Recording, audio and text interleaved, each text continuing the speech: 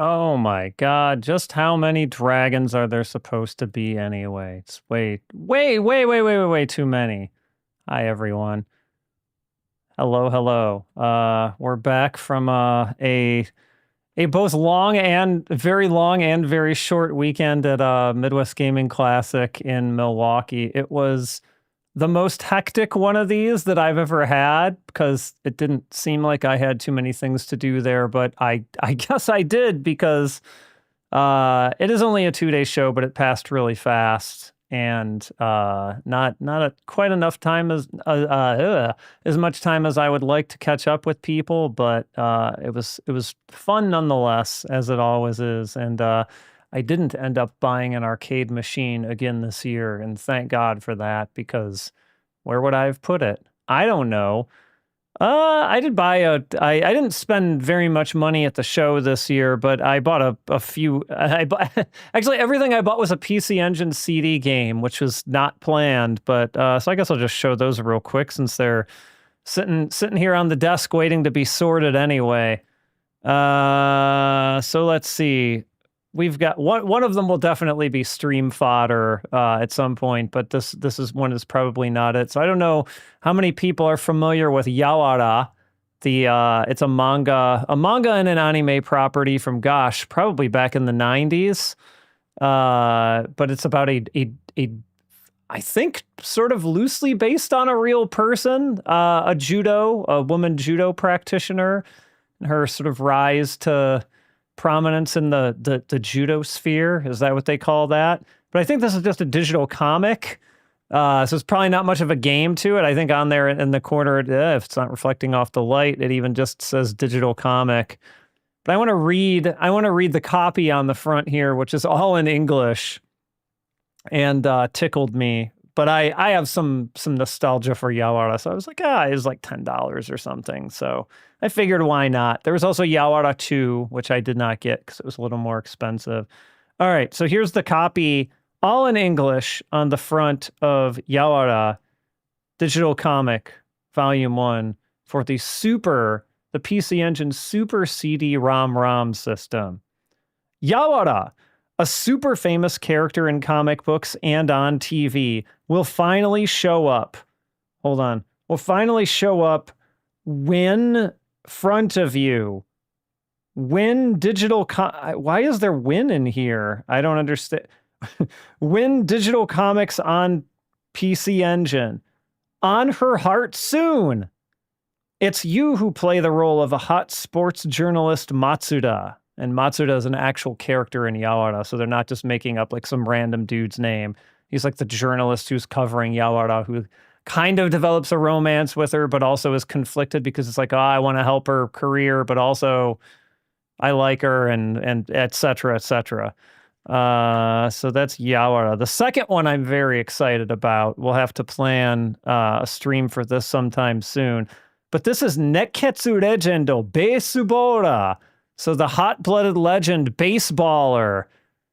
You might ask what is interesting or fun about this? And technically, I don't know if it's interesting or fun because this is the first time I've ever seen it. But it is the world's first and possibly only hybrid JRPG baseball game. So, I mean, how could I turn that down, right? You'd have to be a monster with no feelings to turn that down. I'm just looking at the back of this here, and it's pretty amazing looking. So we're gonna see if at some point if Nekketsu Legend Baseballer is as fun as it looks. And finally, more of a thing for me because I'm a bit of a Space Invaders port collector, I guess. And there was a Super Famicom game I got a while back called Space Invaders, the original game. It's kind of a sort of direct port. Excuse me. Anyway, kind of sort of a direct port of the original Space Invaders, but there was like a PC Engine CD version of it with weird backgrounds and things like this. And I paid a little bit to finally get this. This is more expensive than you would think, but it was right in front of my face for more or less market value, even at Japanese auctions. So I figured, what the hell? Why not? I don't think I have every Space Invaders port yet, but I gotta be at least close. I have yet to do much of anything with them. One day, I really want to stream some Space Invaders score runs one day. I don't think it would be the most interesting game in the world for people to watch. Maybe some of the later versions where they made it a little more visually attractive would be better, but I'm still going to do it one day. Maybe on a longer stream or something, so it doesn't take up the whole thing, because I don't know. It'd be fun. I like those little guys. I like those Space Invaders. What can I say? All right. So I was trying to figure out what should I do for today, because leaving last week's streams and getting ready for Midwest Gaming Classic, I didn't really have much of a plan, and my brain was sort of pre-fried. But I kind of thought about it, and I was like, well, I've done Double Dragon 1 a couple of times. I've done the arcade version a couple of times. I've done the NES game once. And so I thought, I really, well, I'll save my feelings on it. But I haven't played Double Dragon 2 in a while, neither the arcade nor the NES version. So I thought, you know what? I'm not as good at this game as I am at Double Dragon 1, but I got notes. It might be fun to revisit it and do the usual thing where we look at some magazines after. And I figured I can probably only get through the arcade and the NES ports tonight, because there's a couple of real interesting ones that maybe we'll do next week that I want to show. But I figured we might take a look at those and see how badly I do. Maybe try to de-rust a little bit, learn a couple of those later levels that I never quite got. Not every stream is me, showing off that I can play something competently. Sometimes they're just going to be me labbing a little bit and having a conversation. Space Invaders, Atari 2600, Invisible Invaders Score Attack Challenge, when? Maybe never. Invisible Invaders sounds terrible. I don't know how you would implement any of the strategies against Invisible Invaders. I actually don't, I haven't played too much of the Atari 2600 version for as, widely regarded as it is. And it is a good port. I'm a little more into the arcade version and some of the other surrounding ones that maybe tried to be a little bit more accurate. I really want to learn Space Invaders Part 2, aka Space Invaders Deluxe, at some point. It's more or less the same game, but it's got some real weird twists. Like, it has certain invaders that split into multiple little ones, which messes up your count. And, if you're using the Nagoya Uchi, the thing where you scoot across the bottom when they reach the bottom so you can take advantage of that invincibility, you can't, well, it's not that you can't do it. It's very difficult. It makes it very difficult. And so, yeah, learning that is its own little thing. And plus you have the flashing UFOs in that one. So they threw just enough weird things at you that it is just a little bit different.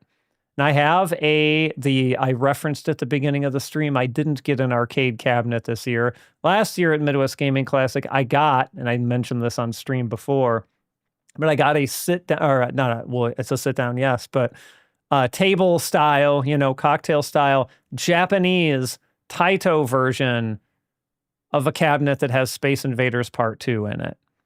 So, fun. Anyway, speaking of fun, we've got another game that is fun.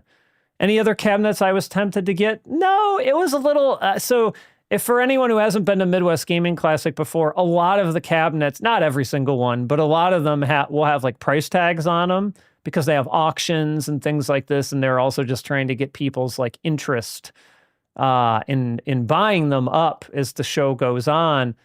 But this year there wasn't anything that I saw that was for sale was not really all that tempting.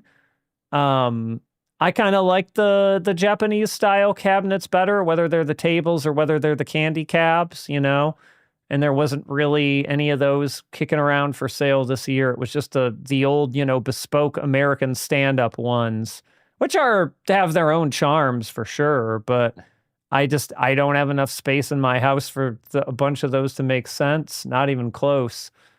So I guess my next on my list is probably something more generic, you know, the old Astro City or a Blast City, or in my dreams, a Taito Egret 2. I'm never going to get that. Those things are way too hard to come by and way too expensive these days. And you're not going to find them in a show like Midwest Gaming Classic anyway. But that'll one day when I do some stuff in my basement and knock down some walls and make a little more room, we'll start looking at a cab like that. I wish I had space and money to go nuts with that stuff, but I just don't.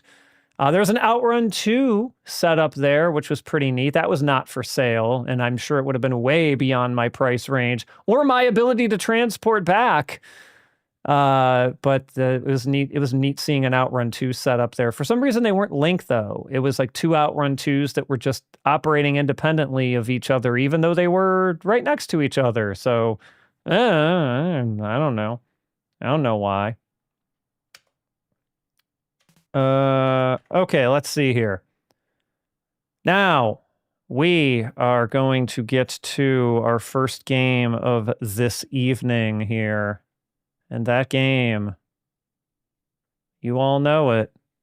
Maybe you love it. I don't want to assume. But this game is Double Dragon 2: The Revenge. The Revenge. Looks like we could turn this up a little bit, huh? How is that sounding? I think pretty good. I can never remember which of these games have like super loud volumes and which ones don't. So I always have to do a little bit of experimentation on the fly here. All right, this seems pretty good though.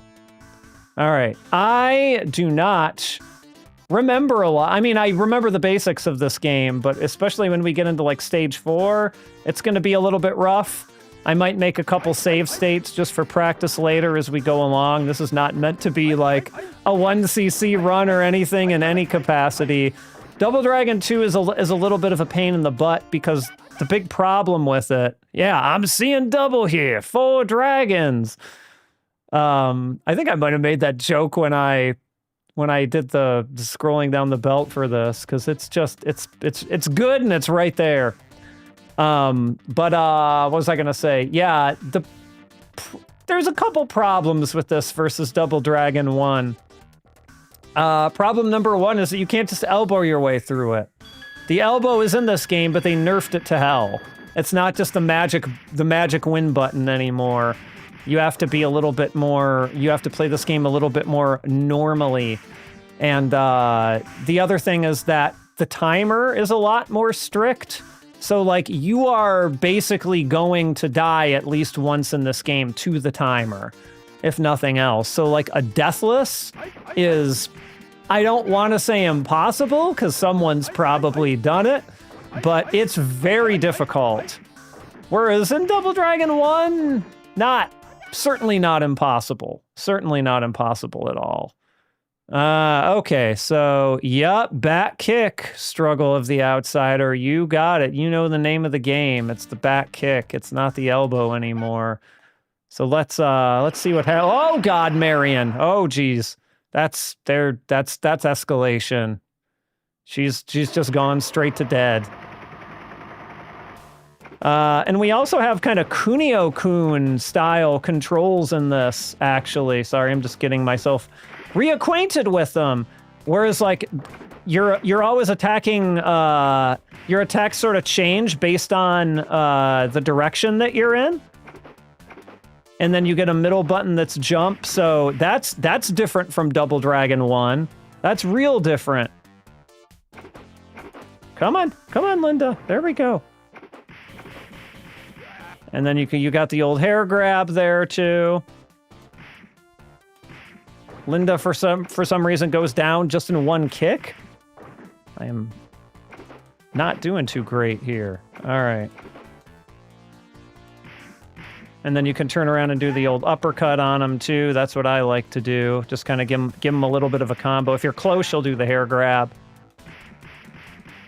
which is also good. Because really, you gotta... Like I said, you're kind of against time in all of this. So, like, I actually farted around a little more than I probably should have here.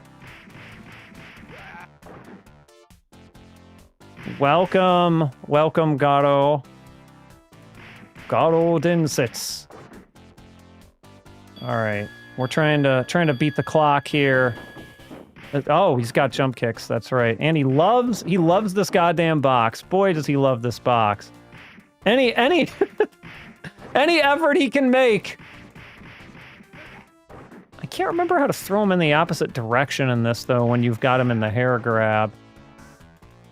Okay, you're... Yeah, okay. I figured there was a non-zero chance you got it from Garodins, that's it. We're just gonna... Okay, cool. Come on. No, not that. Alright. Nope. Only uppercuts. Okay, if you get too far away from him, I guess he loved. All right. Let's see. Is this what's his head? Yep. Oh, I'm already hitting wrong buttons here. Okay, I think what we want to do, if I remember correctly. Well, this guy is gonna be a pain in the butt. I wish he were not here. Come on. There we go. Come on. Can't we just, like, No. Well, we can die, apparently, already on stage 1, so that's pretty cool. Oh, I was thinking of the actual... Never mind. The trick I was trying to do, I think, is for the boss, so I wasted a life. But whatever, we're not going to be afraid of a little credit feeding today. I mean, I'm gonna try my best, but, No, you don't get to pick up that whip. Come on. I didn't really want it, but fine. Man, already we're off to a pretty rough start with health.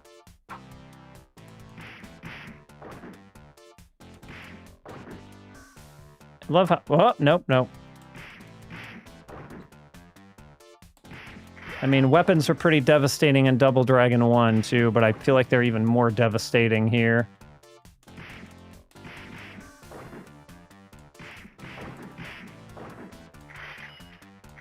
Not when you have them, though. I don't actually like using the weapons very much in this game. I feel like when I'm playing arcade Double Dragon, like, it just feels too strange. They're very effective in the console ports, though. The knife, on the other hand, the knife I'll make an exception for. Yeah, I've definitely seen people 1cc it. The problem is you almost always lose to time to some degree. Because look, my timer's already almost out. I died and my timer did not reset. So, like, sucks to be me, I guess.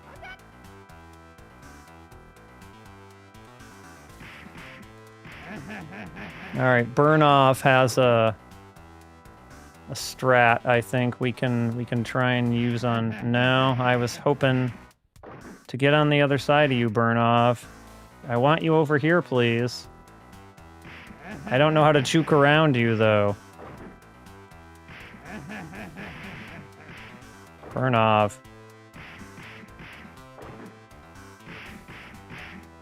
Okay.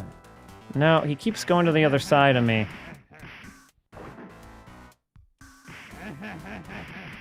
For God's sake, Burnoff. This is just embarrassing for me. All right.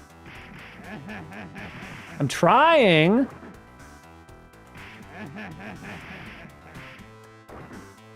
probably not worth the tactic that I'm actually trying to do here. The typical tactic for burn off is this, but you can actually punch him off a pit that isn't even there.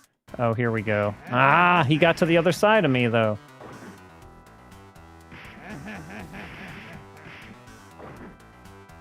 All right, fine, burn off. Have it your way. I guess when he has you against the wall like that, it's just you're... Wait, what? What the hell just happened here? Mame, are you sick? Are you okay? Blink twice if you're okay. I guess that's the sign to reset, everyone. Wow.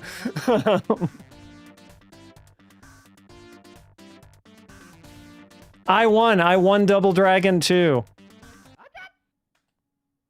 All right.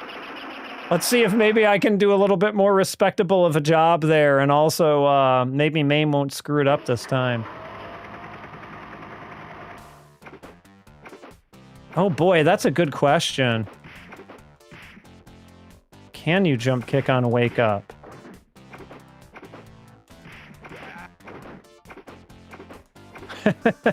Is it considered an ending?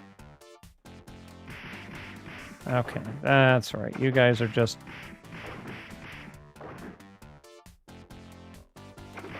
I cannot tell you how much I miss not being able to elbow and have that be the solution to all of my problems.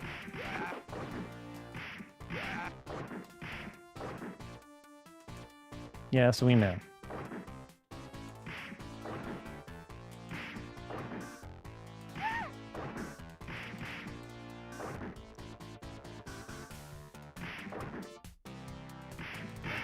So you can hit kind of both of them with the uppercut if somebody lines up there. That's the kind of cool thing about doing it that way.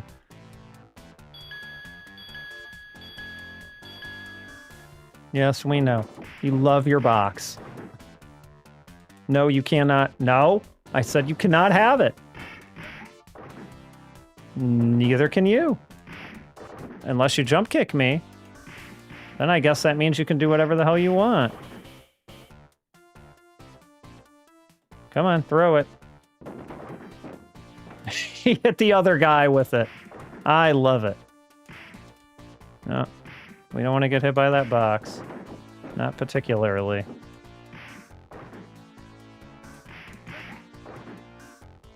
Come on. Sir, throw the box. He will juke around you in any way he can to get that box. It's kind of amazing, actually.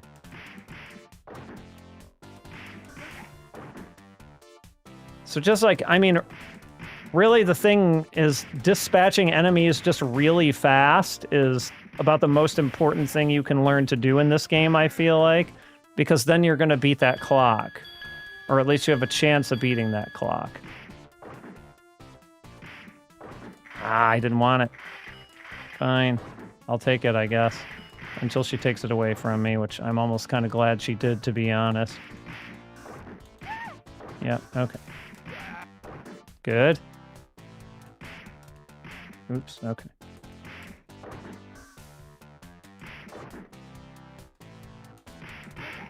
There we go.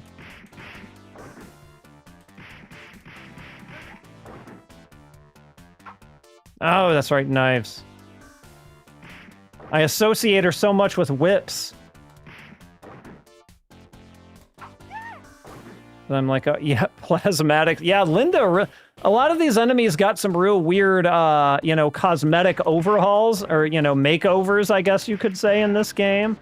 And, like, some of them, I don't know, they're very bizarre decisions, but I guess it does result in their sprites looking different.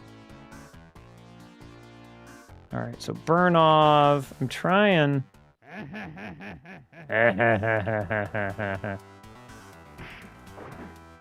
do I? I'm trying to see if I can do the trick. Burn off. Come on, man.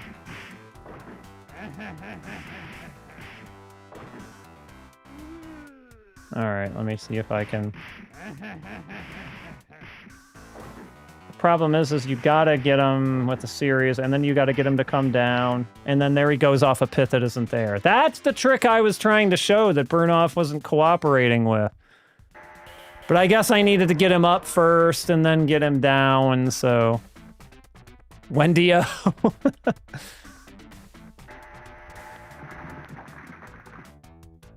And here's our good friend Abobo, now with, like, long hair for whatever reason. He just decided to do something different, I guess.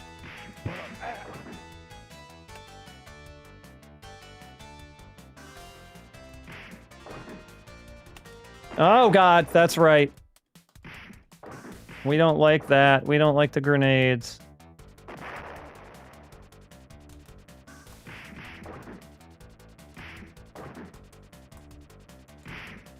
Yeah, if I can get both of you at once, that's even more ideal.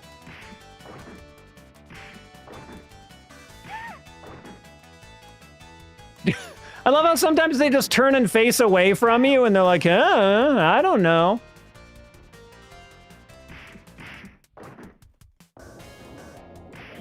It's always something with you guys. You always got some weapon.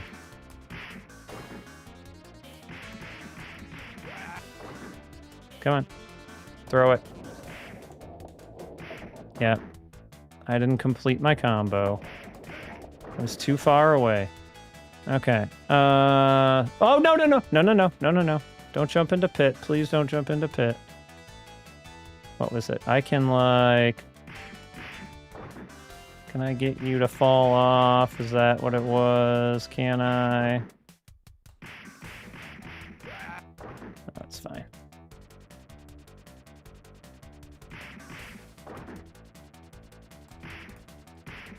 There we go. Bye-bye. Re-release the Turbo... Oh, yeah. We won't be getting to the TurboGrafx version tonight, but believe me, we will get to it.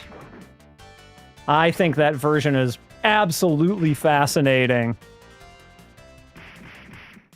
For a variety of reasons. But, lady? Lady? Come on! For God's sake, work with me here. Please. She has absolute priority on Wake Up with those punches of hers. Like, if you are in her business, like, she will win. Yeah, it has its own little kind of corny anime, which is fun.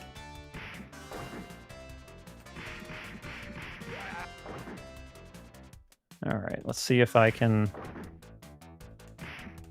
make my life a little bit easier here for when the boss comes, which will be momentarily, but we've got some groups of minions here first. Oh god, more knives! No! This is ridiculous. Alright, well... We're gonna credit feed a little bit here. Maybe? Yes, here we go. As I just continuously get hit by her infinite supply of knives!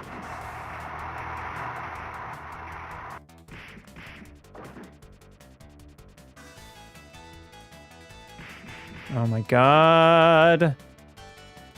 Yes, welcome to my, not my finest game of Double Dragon 2, but, nonetheless. Here we go. You guys, I am just not getting you guys to line up the way I want you to, is really the problem here.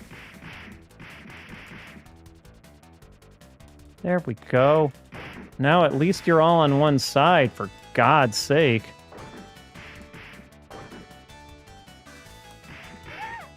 That's what I wanted. That's what I was trying for this whole time. Oh my god, why do I keep forgetting about the knives? Note to self, and now things slow down to a crawl because... And again, this is slowdown on the actual game. If you're playing this on a real board, it's doing this same thing. I kind of want to get rid of these guys before I try my trick here.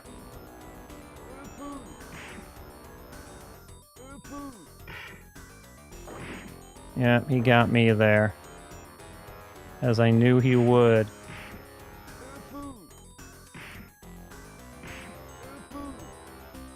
God's sake, Linda, get over here. Okay, there's you at least. Okay. Let's see if I can do this. Come on, pal. Now you're just stuck on the thing. Can you not be stuck there? Is that a thing you can do? No. Now you're guarding where I want to be. All right. Come on. We can just kind of back kick him for free up here. It is time for revenge. It's the revenge. Against Arnold. From on top of boxes. It's his one weakness. He just doesn't know what to do with those boxes. Oh, he had a nickname that you gave him. What? Because he looked like a local comedian, I assume. That's funny.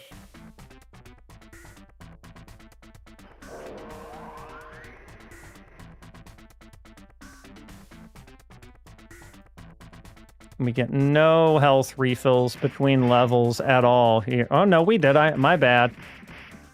It just took a minute. I was just thinking to myself, I don't remember this game being that severe, that harsh.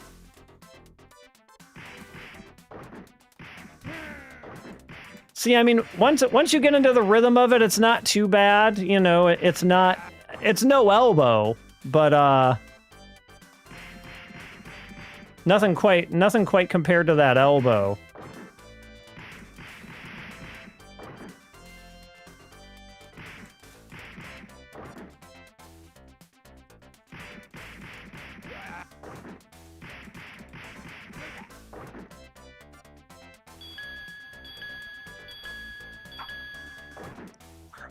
Of course.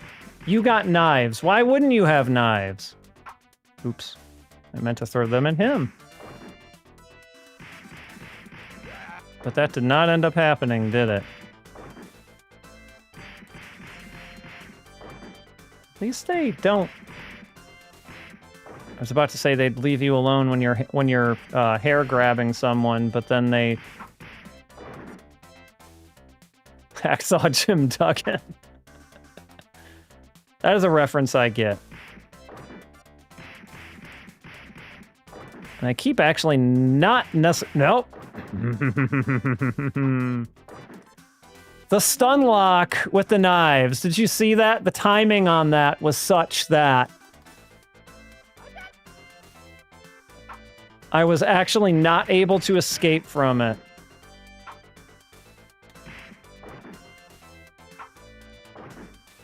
See how you like it.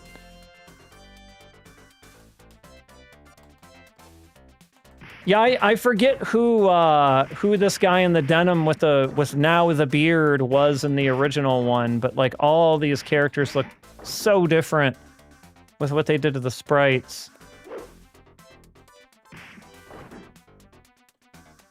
Plus, I was never really that good at remembering the names of Double Dragon enemies anyway. I mean, of course, everybody knows a Bobo. And I remembered Burnov from this one, and, you know, like Machine Gun Willie and people like that, and Chin. But apart from that, what was... Yeah, it was jump. Any attack at the height of the jump. Okay. Why, you might ask, is that important? Jesus, dude. You got some movement there, pal.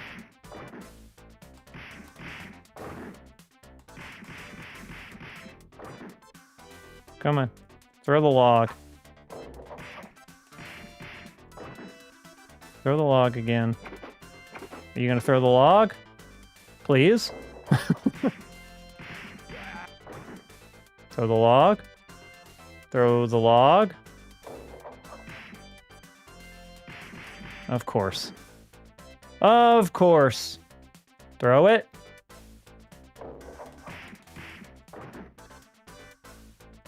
Only one of you can get that log. You both can't have it.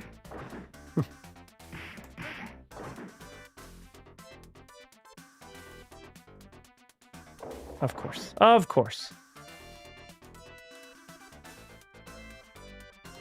Please decide who's going to pick up the log. I beg you.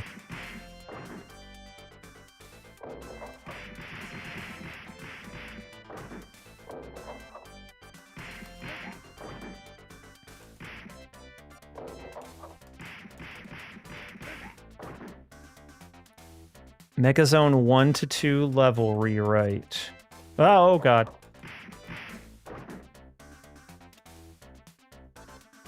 The way they run after the weapons in this is just... And, like, they run around you to get it. Like, you try and head off their path, but it just does not work. Alright, here's the... Oh, not yet. We're almost there. We're almost to the thing I was thinking of.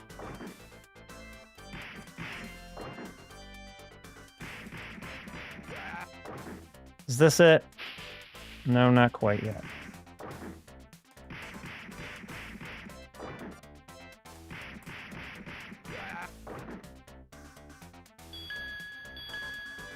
Here-ish. Oh, yes. I am terrible at this part. You're supposed to...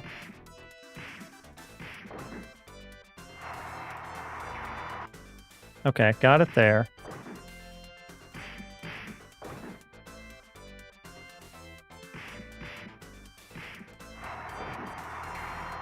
Didn't get it there.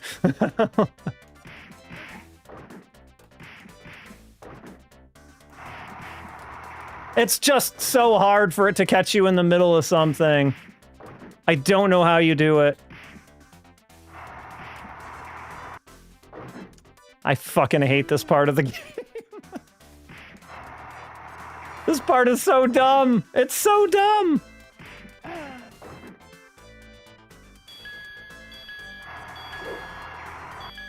And then he comes in with that axe. Oh my god. I don't want to be in front of this thing anymore.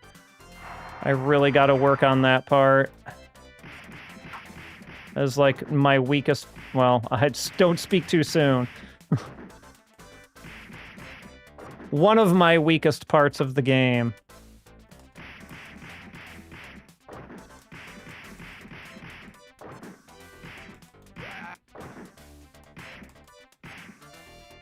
Like, it's one of those things where, like, I know what I'm supposed to do. Yeah, why did they... I feel like they visited, you know, they visited Iowa or something when they were, like, designing this game. They, like, visited somewhere in the Corn Belt. And they were like, you know what? We need to put farming equipment in here. That's what we need to do. You're supposed to jump, and then you can do the spin kick and things like that to kind of stay in the air longer. Like, I get the idea, but it always seems like it catches me right in the middle. Like, I guess you're probably supposed to, like, you know, poke at them and not commit to anything, right? But, I don't know, it always just seems to go wrong for me somehow.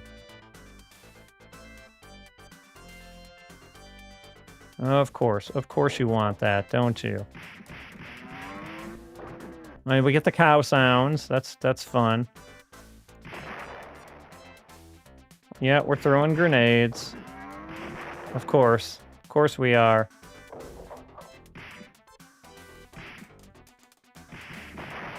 God's sake. And like managing these guys and their weapons is just... It's a lot.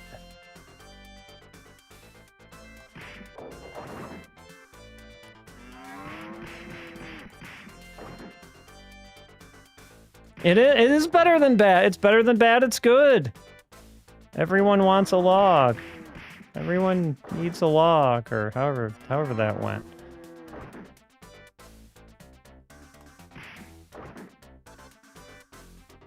Just please drop the log. For the love of God, drop the log. Die. Oh my God.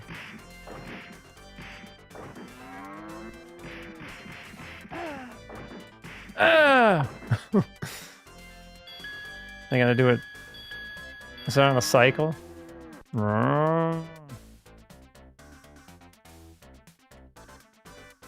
Is it double burn-offs yet, or do we still have more? Yeah, here's double burn-offs. Oops. Forgot my reverse buttons for a second here.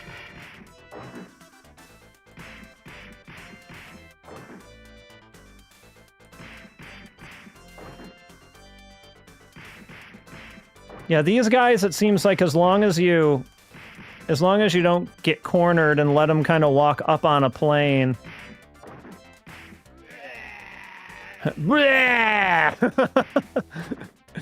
I love Burnov's sometimes fake death. Yeah. It was all a ruse.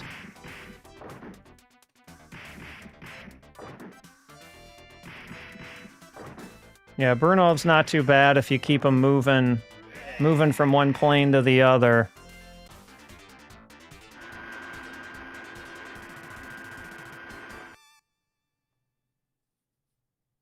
Inside the enemy's base. And I don't think this is actually like a new level, because I don't think the double Burnovs were the boss.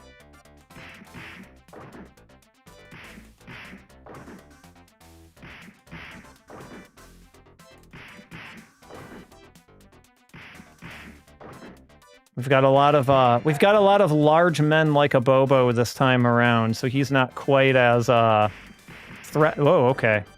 I say that, and then two of them come out and show me what for. Yep, you can't really do the uppercut trick when there's two of them staggered like that.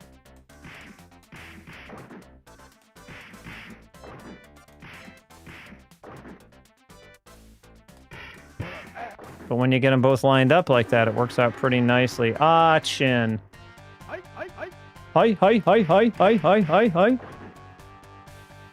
All right, Shin, let's try and get you, like... I think we can knock you off of the pit that isn't there, if I remember correctly. Maybe we can't. I thought we could. Maybe I'm wrong. Or maybe the pit... Oh, there's the pit. I just fell into it. This is one of those games where, like, you walk off the side of the screen before you even know it.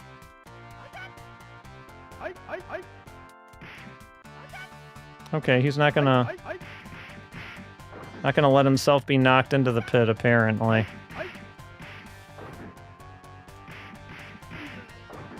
Well, I ended up beating him by not knocking him into the pit, but I took notes on this at some point, and I was like, just knock him into the pit. Oh my God.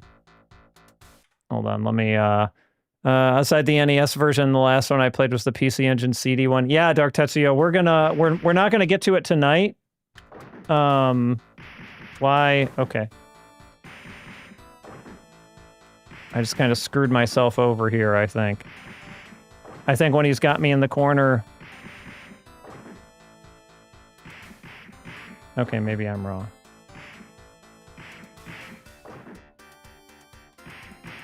Oh, come on.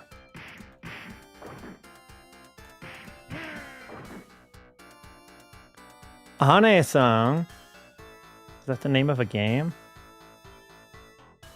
So, it may be one that I need to add to the list. I don't know Ane-san.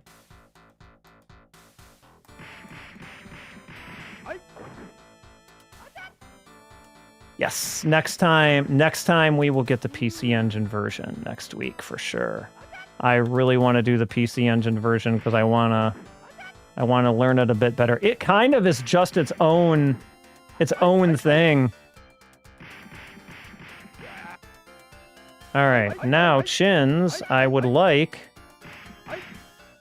If you would cooperate with me here, please. You're not cooperating with me, I see. Hi.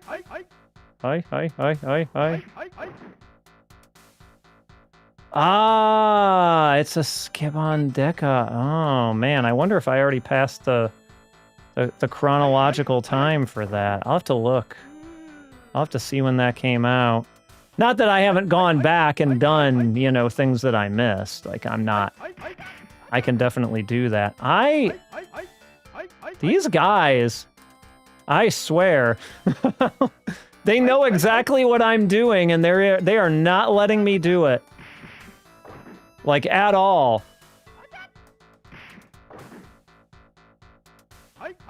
They know my plan. The other one always just comes in. And let the credit feeding begin, I guess. Because you can't really, like... I guess you can back kick stun them. It's just a little bit harder. I remember just punching these guys into the pit. And of course, now we get it so they're barely just not in the pit. Please? Thank God. Okay. Yes, that's the kind of trap I was waiting for. It just took me an eternity to get it.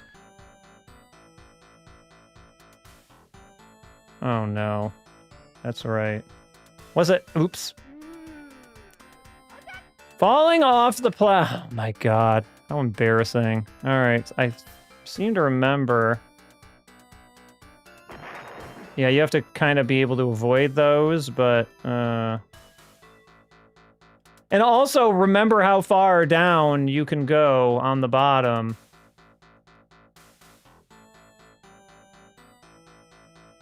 At least you don't... at least you don't have to deal with the walls, though.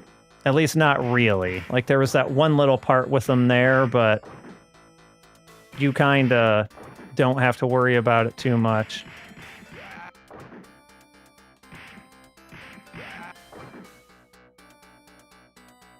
I should have known... I knew there were, that there were, Skibondeca games that weren't quite beat-em-ups.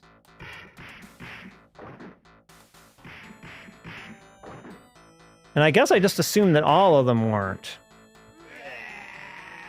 Hey, Red Spectra, you're just in time to see me embarrass myself in Double Dragon 2 because I don't remember enough of the tech. We're quite far along, but it's been a not insignificant amount of deaths as I try to... I want to say relearn, but I've never really learned this one. Okay, Burnov, you got the best of me there.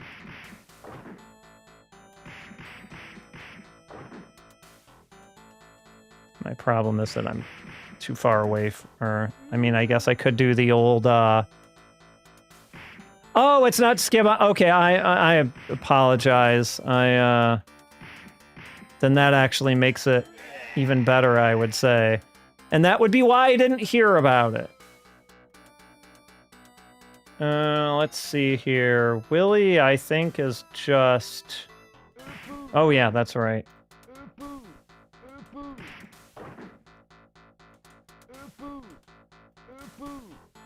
The problem with this guy... I would like...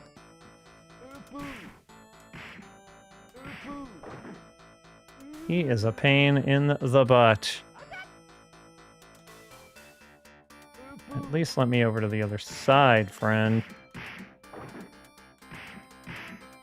Let's kind of do this.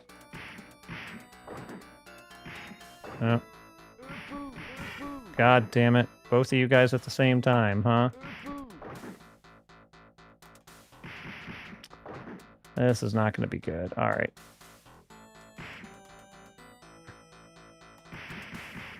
Yeah, I wonder if I scroll...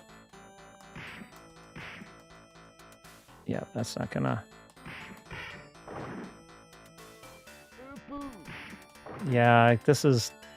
I need to... If I have any chance at this, I need to keep them on the same side here.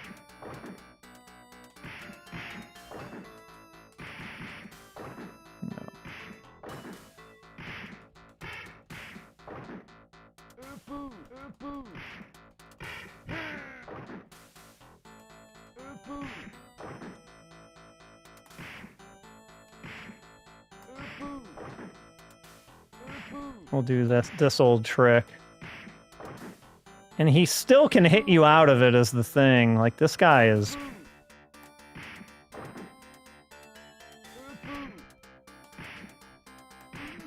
one of the worst enemies in this game. Yeah, I like Skebon's stuff in general, so I'm... If there's one that's just sort of a general beat 'em up, even that's not based around anything licensed, like, I'll give it a try for sure. Oh my god. This is a lot harder to learn than the first Double Dragon game, that's for sure. Where it's just, what? The solution to your problem is elbow. All day, every day, elbow.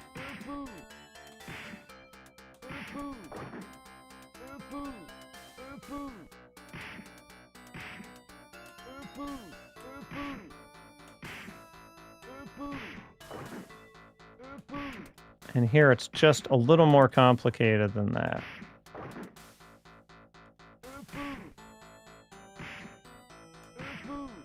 So I'm sitting here kicking this man in the kneecaps over and over again until he dies.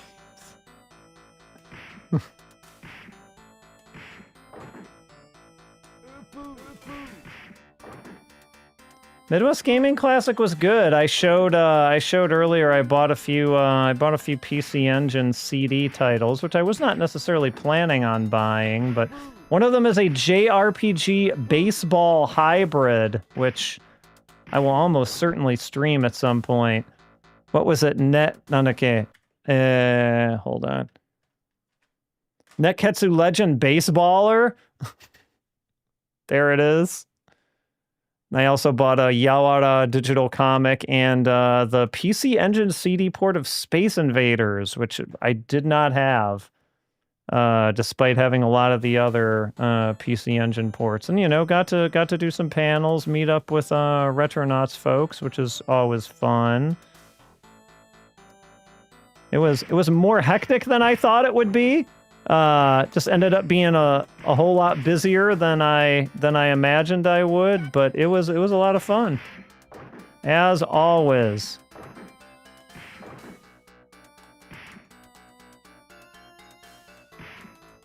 All right, that was not too bad. When there's only one chin, it's not like world-ending. All right, here's another chin. And Willy, we got Willy coming. Oh, he's already firing, okay. Oh, okay, he didn't like that, does he? Chin. Man, Willy, you live much more up to your name than you did in the first game. I will say. Guess I feel like his machine gun just comes out, and it used to be like if you stayed anywhere even remotely close to him last time, you were. But yeah, you get distracted by Chin and like he like OTGs you with the machine gun.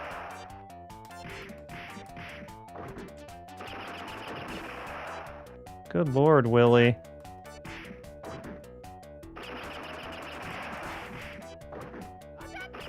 Wonder.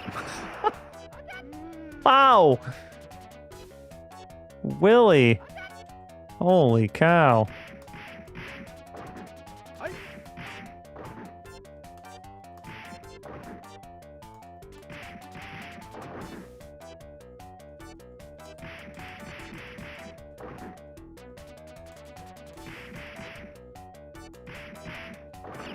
Guess maybe you just get...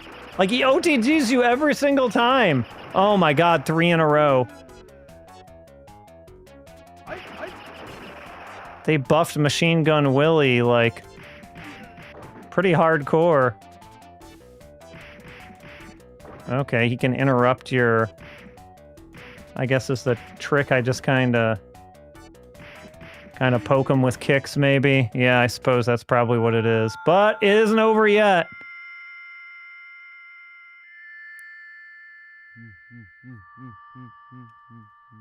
It's, what do they call this? The shadow, the doppelganger. We can kind of largely fight it with normal tactics, but it's got one dumb thing it'll do. Well, it also has your moves because it's a doppelganger, and it'll do the spin kick.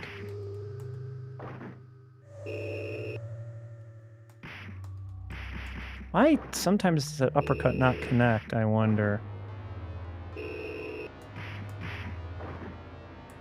Maybe I'm not quite in line or something.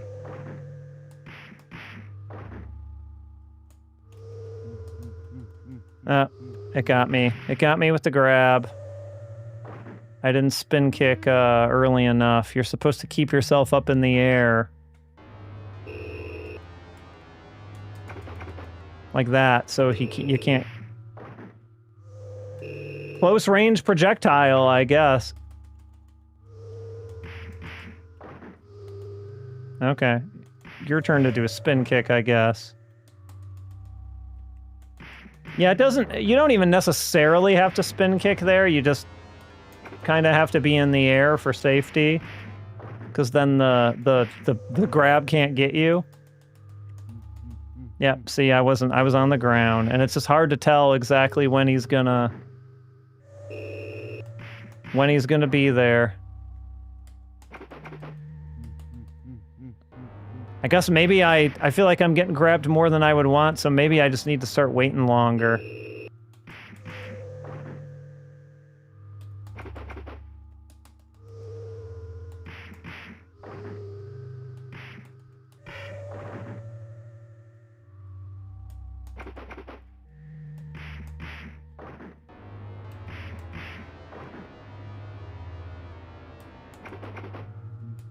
See, like, how... I don't know. I can't quit. 50,000 on Double Dragon. I just watched that movie not all that long ago for the first time in, like, a long time. Like, how... I mean, are you just supposed to keep spamming jump kicks? Is that really what it is? I mean, maybe that's actually safer. Maybe just repeated jumping is better. That is a very, very cursed picture. Marion, what happened? What happened to you, girl? And so, Double Dragon canon is weird, right? So, for all appearances, Marion is just dead here.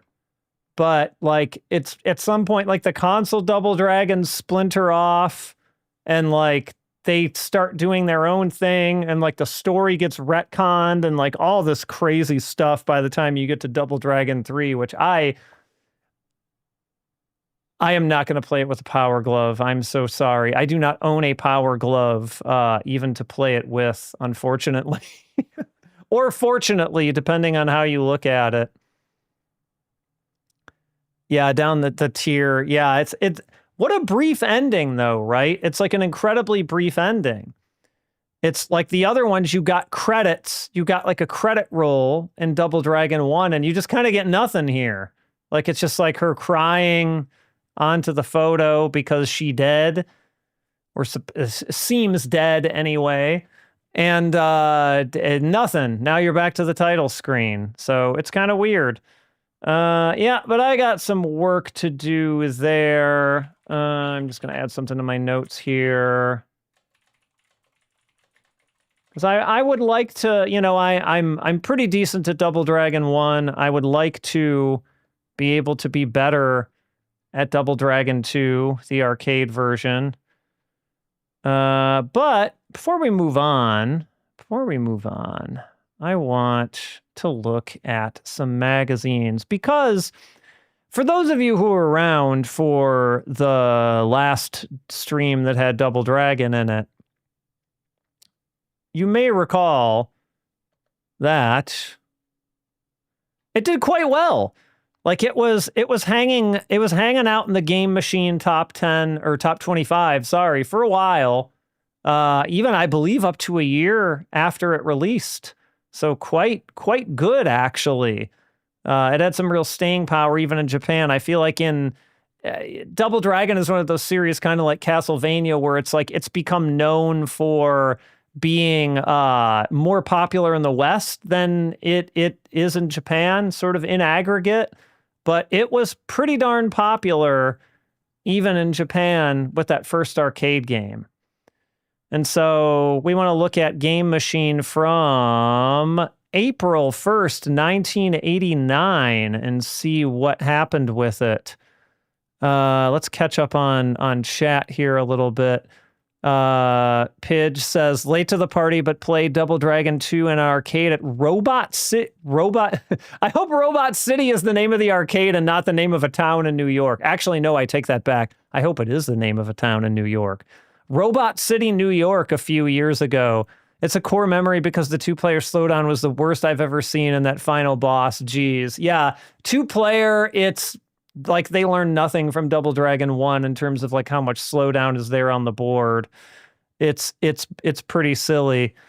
And so it was, yes, of course, Robot City was the name of the arcade, but you know, we can dream. Marion always does get the short end of the stick. Like kidnapped, pretty normal. You know, she got punched in the gut and kidnapped in the first one. Pretty standard beat 'em up plot, I'd say. But yeah, just dead. Or Alyssa Milano. That's true. She was also Alyssa Milano in that terrible movie that we all try our best to forget ever happened. In Birmingham, New York. I guess there are more arcades out there than I realize because I live in the Chicago area, which is really quite an arcade mecca these days, such as they are. I'm going to be going to one I've never been to this Friday night. But of course, I mean, we've got Galloping Ghost out here, which is like anybody who hasn't been to Galloping Ghost, like you should go to Galloping Ghost. That is, I believe, the officially the largest arcade in the world at this point. And it has an outbuilding, a whole different building for its pinball machines. Like you can buy a pass just for the games, just for the pinballs, or both. And you have to walk like a minute down the street to get to the pinball building if you want to do that. But let's, like we like to do in Game Machine here, before we look at the rankings, we like to look at some of the ads and things like that, because some of them are a lot of fun. We've got the System 24 game Crackdown from Sega. I'm sure many of you here are familiar with Crackdown. I don't have a ton of experience with it, but I've definitely played it. Yep, Chicago is... it's only a matter of time before Doc Mack, owner of the Galloping Ghost, has purchased every building in Brookfield, Illinois, and changes the name of it to Galloping Ghost, Illinois. We're counting the days until that happens. I do not live in Brookfield, but I am not super far from Brookfield. So the thing I thought was funny about Crackdown here is they claim that it is a new genre of action game. This is a maze shooting game, which for what Crackdown is probably not a bad description of it. I feel like and calling it a maze shooting game is a pretty all right way to describe it. We've also got just straight up slot machines here, which we haven't seen a ton of those in the pages of Game Machine, I don't feel like, but here are some. And what we have seen before, but I do not get tired of looking at these, are these kind of like, I don't know what you want to call them, like different types of mechanical games here. You've got some from Tecmo, who has changed their name to Tecmo at this point. Mr. Batman. That name, that sounds familiar. Maybe without the Mr., but I don't know. Sounds familiar. And here in the middle, we've got here comes a promising rookie. This guy right here. I guess he's the promising rookie for Mr. Batman. Or perhaps Soreike home run. So like, go, home run. So, yeah, baseball. Baseball, everyone. It's in mechanical games all over. Ah, here we go. I don't think this is the one that Galloping Ghost has, but they have the Data East have an arm wrestling one. I'm pretty sure they have a different arm wrestling one that isn't quite this, but is very similar. But this is Jellicoe's Arm Champs, and it's America's Strongest Arm Wrestling. So yeah, I don't know if anybody's played these. These games are real interesting if you can find some place that has like the original cabinet, like with the arm and with the thing to hold on to and whatnot. I mean, there's not much replayability there, obviously, because they're kind of one-trick ponies, right? But they're fun to experience once, that's for sure. What else have we got here? We've got some different stuff from the AOU show. Arm Champ 2 was at Nobel's in Ellisburg, Pennsylvania throughout the 90s into the early 2000s. The sequel. I do not believe I've ever played Arm Champ 2. The long-awaited sequel. The long-awaited sequel to Arm Champ. I do not know Legend of Hero Toma particularly. This is not one I'm very familiar with. This is an IREM game by the looks of it. Looks like maybe an action platformer, if I were to guess. I don't know if we have any Legend of Hero Toma fans in the audience today, but it's a pretty neat looking ad, that's for sure. We've also got some other stuff that I'm not super familiar with, which is what is that? Mechanized Attack from SNK. And we've also got, what is this? Is this Prehistoric Isle? I think this is Prehistoric Isle. Legend of Hero Toma is a run and gun. Let me take another look at that. It's a little hard to tell with some of the screenshots, but yeah, I can kind of see it. Used to play it a lot as a kid. Interesting. Okay. I'll have to add that one to the list. And we've got, let's see here. This is an interesting Konami ad. Koi to asobi wa hito no hana.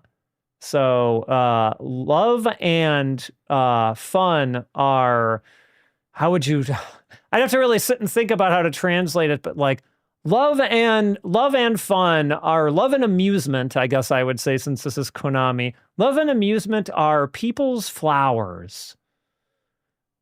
Yeah. Because Konami is a creator of amusements. I feel like, given the industry, asobi, or like play, is a good way to translate that would be amusements. But again, I'd have to think about that. Think about that for a while. Let's look at the copy that they have in here. To live is to have fun. No matter how tough things get, living is very fun. I feel like that stands well as a marketing campaign, but is not always necessarily true, is it? There's a love, or there's a romance in the pounding of the heart. And there's a sort of amusement that you can become engrossed in. And in those times that people glimmer, they shine. And that's why love and amusement are people's flowers. So it's an interesting marketing campaign. Let's see. We got any interesting kids' toys? Not as much. Nothing's catching my eye here. Let's see. We got like different billiards tables and foosball and stuff like that.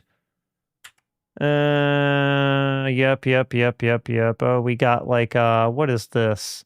Big Title, one of these games where you punch the things, which apparently they had one of those at Midwest Gaming Classic. It wasn't Sonic Blast Man. It was, I meant to actually look this up. It was Sonic Blast Heroes, was it? Which I'm trying to figure out when that actually came out, because it was definitely a newer looking machine.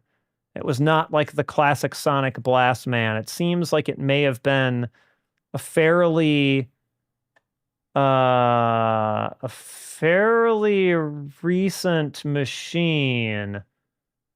Like, you can definitely buy a Sonic Blast Heroes punch machine from coinopexpress.com for $3,895. Apparently Taito manufactured it though, so maybe this is kind of their long-awaited Sonic Blast Man sequel. I probably should have gone in there and played it, but like I said, that event was a busy time. Anyway, let's see what else we got here. We're almost to the rankings, but of course, what would an issue of Game Machine be if it did not have sexy mahjong in it? So there it is. There's sexy mahjong. Where do you what part, where do you want to focus? I have a feeling I know the answer to that question. Nichibutsu sure knows the answer to that question. But let's take a look at some rankings here. So I don't recall exactly, but I'm pretty sure when we saw the first Double Dragon hit, and what was that? 87 or 88? We saw it get to either 1 or 2. It was very, very high up on the list and kind of stuck in the top 25 for a while now.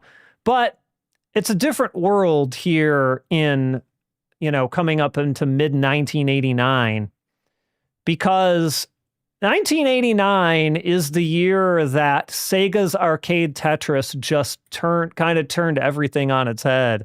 This is going to be in this top 25 for probably the better part of the year, honestly, if not the entire year. Like, I'm pretty sure we could chart this if we went through issue by issue of Game Machine in 1989. Like, this game was just blowing up everything. Crazy. Absolutely crazy. We've got Sega's Wrestle War, which is if I remember correctly, a vertical monitor game that is debuted at number 2. So pretty impressive. And, some little game from Capcom that nobody's ever heard about called Strider Hideo debuted at number 3. That game is not going anywhere. We have an IRM game that I've never heard of that debuted at number 4. We've got Ninja Gaiden, the arcade Ninja Gaiden, not the NES Ninja Gaiden, that fell from number 2 last issue to number 5. So still pretty high up there. We've got Saint Dragon from Jalico debuting at number 6. And then we have Double Dragon 2 debuting at number 7. So quite a dip, really. I mean, maybe it's victim to some of the heavy hitters that we had come out this month. Maybe. It could be that. It could be that there were just fewer heavy hitters when the first Double Dragon came out, but I don't know. To me, this kind of says something about this game. If we're judging, here's where my opinion comes in. And feel free to share, anyone in any chat, feel free to share your opinions on Double Dragon 1 versus 2, because I know you got one. You got to have one. So if we're talking about the arcade versions, leave the NES ports out of it for a second. We'll get to those in a minute. Just arcade versions. I feel like Double Dragon 2 arcade to me does not I don't like it as much as I do the first one. I think there was a purity, even though it was Elbow City, right? Even though you were just throwing out that elbow all day long, and you could argue, and you might not be wrong. Oh, it doesn't make the game as fun. You're just elbowing all the time. You're not doing anything else. Fair enough. But I don't know. I feel like there was a purity to it that Double Dragon 2 just didn't do enough to change it. It was just kind of like, you get more of this. Here's more of this. We did some real stupid shit in it, like the wheat, shucker or whatever it is. And I don't know. I'm not actually a huge fan of Double Dragon 2 Arcade. I don't hate it. I just I don't think it was as much of a hit as the first one was. That's all.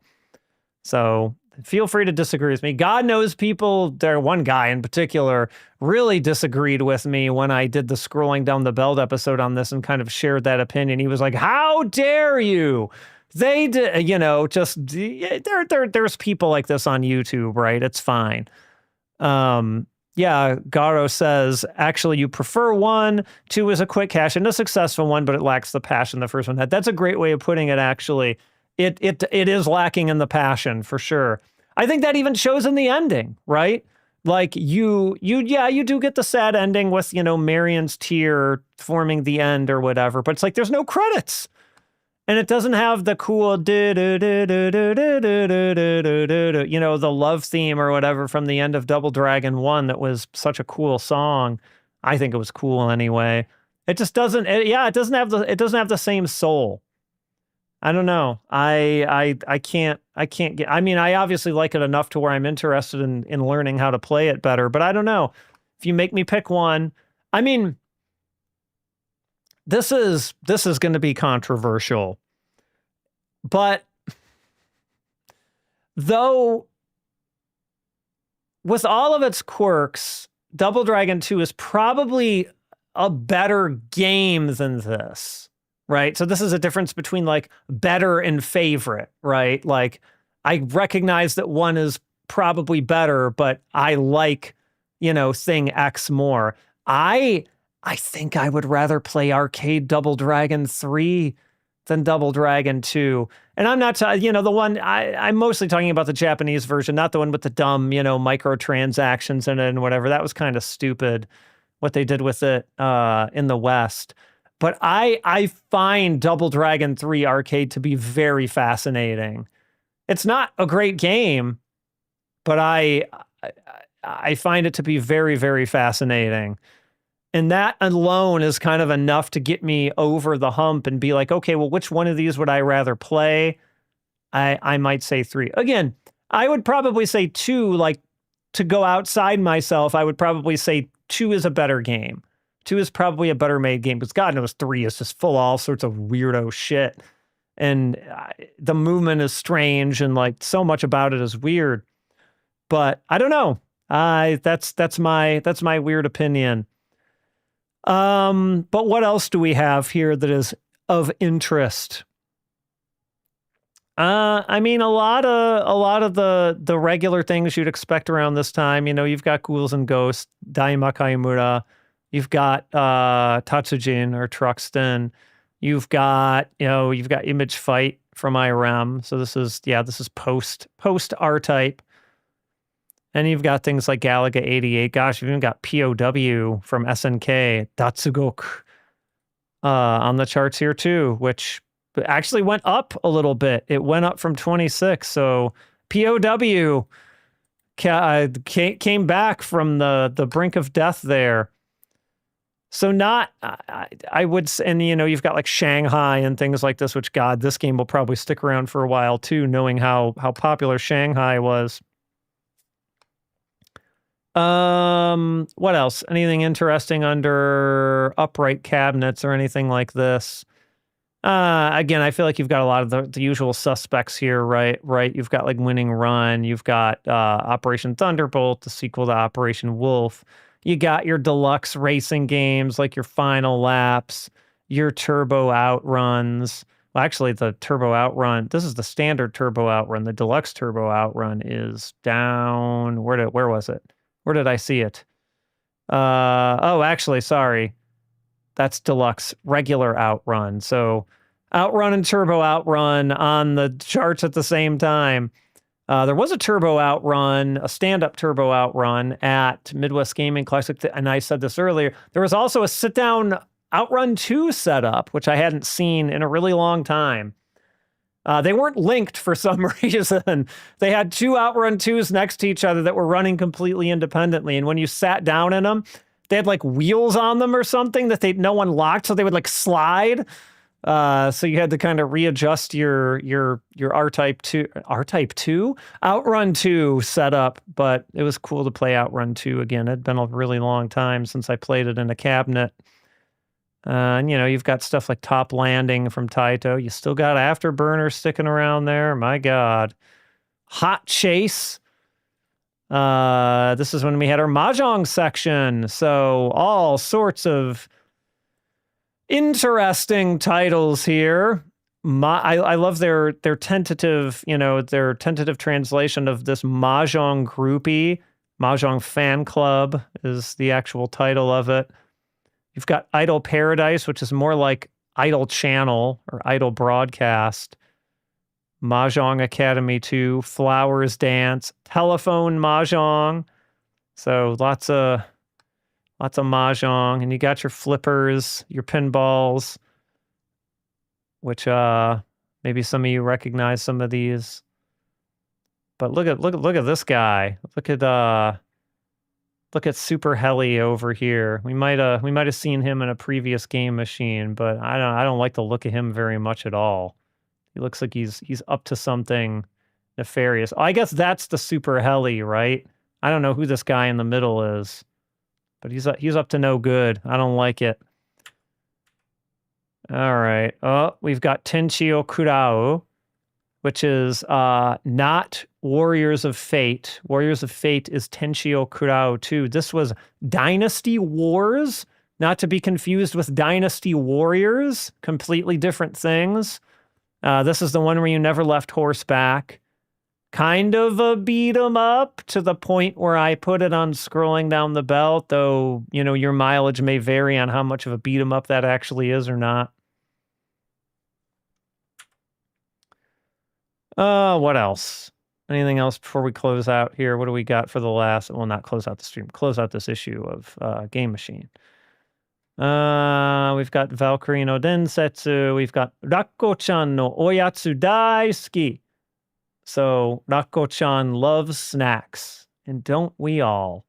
Don't we all love snacks? We've got a burger. What is this? Burger shop. Shop is written in hiragana, which is really throwing me off. I don't know why they did that, but it is. And, oh, wait, hold on. Is this Bigfoot? Is this like a Bigfoot, like, appearing in Japan? I think it is. I think that's what they're going for here. I did not know. I don't know if this was just them trying to make, Bigfoot happen on the back of nothing. Because I can't imagine that monster trucks were very popular in Japan like they were in America in the 80s and 90s. That just doesn't seem very likely. But wow, I did not think I would see Bigfoot in the pages of a Japanese game magazine, even in the form of a children's ride or a children's attraction. Before we go to the next port, though, I wanted to look at something real quick. I wanted to look at the next issue of Game Machine. So 415. This is 401. Sometimes, we've seen it, right? We've seen games come back up after maybe an initial not so great performance. So we had Double Dragon 2 at number 7 on its debut. So I just wanted to look real quickly at where it came in afterward. The next issue afterward. So 2 weeks later, it's actually dropped. It's gone down to number 11. So Double Dragon 2 kind of already on the way out the door, it feels like. Even just, not that long into its run, it's already kind of sitting firmly at the middle of the charts. So, and that's funny. We actually have Shanghai, original Shanghai, which was on our last charts as well. It's down here at 21, down from 14. And that's because Shanghai 2 just released and just ranked in at number 8. So that's fun. Our top 2 don't change, though. We've still got Tetris. We've still got Wrestle War. I didn't realize Wrestle War did this well. I actually hadn't even heard of Wrestle War until the vertical, the Astro City Mini V, was it? Which I don't own because I heard that thing has terrible latency problems. I have the original Astro City Mini, but I did not ever get V. But until it went on there, I had never heard of it. But I'm also not a huge wrestling game guy either. So yeah, not a good Double Dragon 2. I feel like it kind of showed it's just kind of tipped its hand, right? That it just didn't have the same love, the same effort put into it as the first game did. And I mean, more games were also coming out at this point, right? Than when the first Double Dragon came out. So there's that too. So it's the answer may not just be one thing. The answer may be many things. All right, let me get the next game ready. All right, we are starting up a whole different thing for this, but we're going to do the NES version. The NES version is a little bit longer. And I have even less experience with this than the arcade version. So I feel like what I want to do is again, this is another one I kind of want to learn.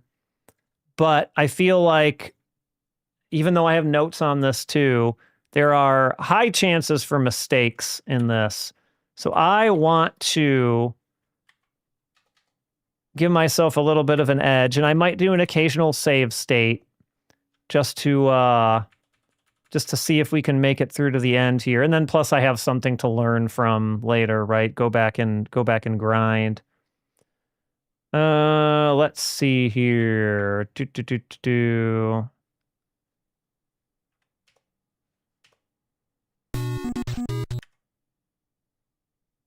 And now we will switch to game and game.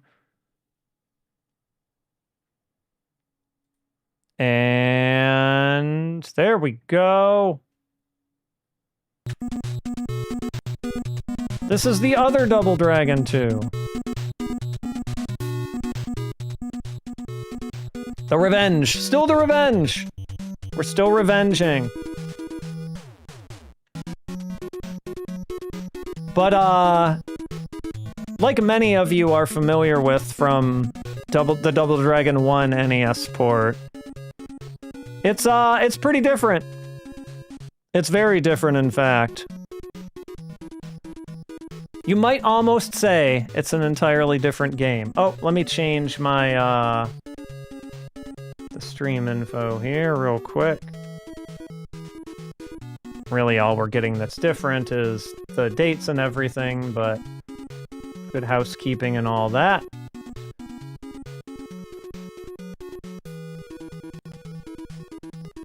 Oh, sorry, Dark Tetsuya. Yeah, the TLDR on Double Dragon 2 Arcade, assuming you're talking about the Game Machine stuff, was basically, it debuted at number 7, much lower than the original Double Dragon, and it kind of didn't seem to be going up. It seemed to just, the next issue we looked at, it went down to number 11. So it seemed to just kind of be bloop, bloop, bloop, bloop, bloop. It's way down the start, or down the charts even. And I don't know, I theorized that it was because of the reasons that, you know, folks in the chat here said that it kind of didn't, it felt like a little bit more of a cash-in, you know, and I feel like maybe people could tell, right? That it wasn't doing a lot different. Yeah, sorry about that. But yeah, you didn't miss too much other than that. I also showed, what was it? That, Shanghai, both Shanghais were on the charts at the same week, Shanghai 1 and Shanghai 2. They were both there. So that was pretty funny. goes to show you the popularity of Shanghai and Japanese arcades. It's a thing. But yeah, Double Dragon 2, oof. I think I'm gonna do a couple save states on this one as we go along, because to get the true ending, you need to play it on the highest difficulty. And I have less experience with this than I do the arcade version, and boy, we saw how well I did at the arcade version, didn't we? So I think even just for my own practice later, I'm not gonna be spamming save states or anything, but, you know, maybe one a level or something, just to kinda have something to go back to if I need to. And we'll see how this goes. I decided to just go ahead and play the US version for this one because it has some story in it, and it might be easier to just show that all in English instead of having to translate it on the fly. Yeah, this is probably not gonna go well. Like, again, I have notes for general strategies, but like, notes are only gonna get you so far. We'll see how it goes. So, all right, we're gonna try Supreme Master. 19XX, violence ruled the streets of New York City after the nuclear war. Even with the crime syndicates growing bigger every year, two young men were brave enough to challenge them. While their names, people called them the Double Dragons. The Double Dragons. And yet, the dragons had one terrible enemy. To fight against him was the destiny and fate of the Double Dragons. That's a weird sentence. One day, Shadow Warriors attacked the city, and Billy's girlfriend, Marion, was killed. That's the Shadow Warriors, I guess. That's Marion. So Marion here, also killed, as of now. The Double Dragons swore to avenge her death. Let's go, Double Dragons! Mission 1, into the turf. Alright, I'm gonna just do a quick save state here. We'll try and do one like every level or so.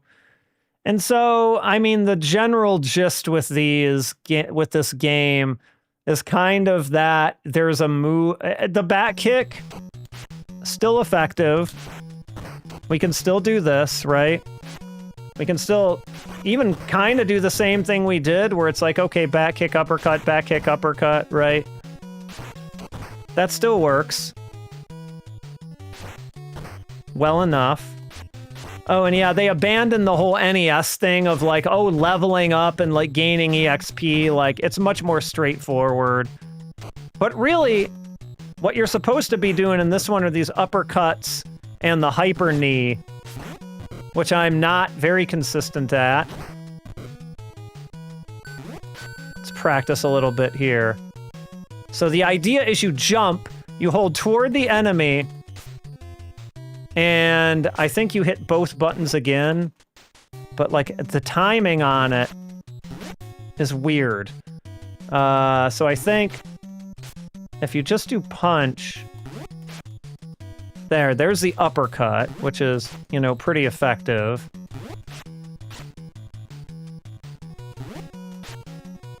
But man, there's the spin kick, because it's still two buttons to... So spin kick is, you know, still the same thing. It's like height of the jump. And there it is. But I think the hyper knee...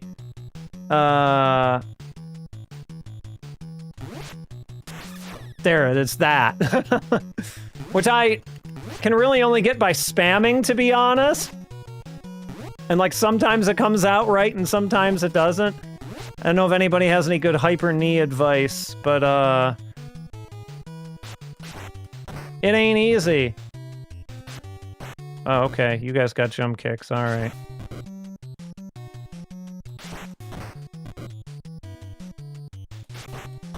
They definitely have a lot less movement than the enemies in the arcade version did. That's for sure. They move a lot. Everything moves a lot slower, though, to be honest. Yeah, if you time it right, you can do repeated knees, but I feel like a lot of people who do that are using, like, rapid-fire buttons or something, which I could do. I just really don't know at what point you're supposed to hit the two buttons together again, is the thing. Because if you hit him at the apex of the jump, you'll get the spin kick. So it's got to be sometime after the apex.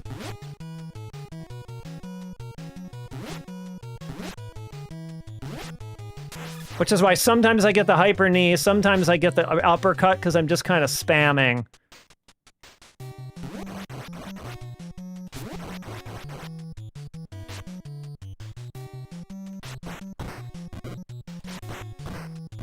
But we'll do the best we can here with for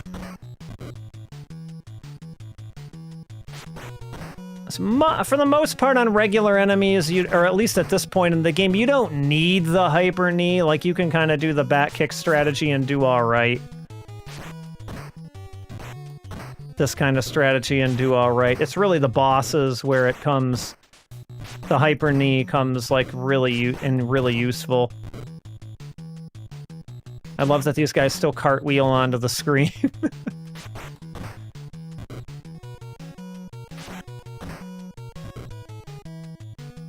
And the timer is also not so much your enemy in this one. Oh, that's right, there was a ladder up here, wasn't there?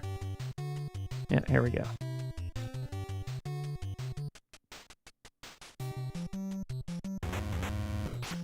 Oh, I saw you try and do that elbow.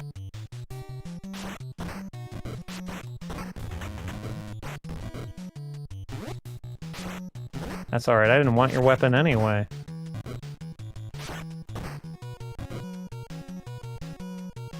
Was it? Oh, okay. Yeah, that's fine. Cart. Yeah, alright. Woo-hoo-hoo! That was just luck, but, you know what? I'll take it. What? You guys are...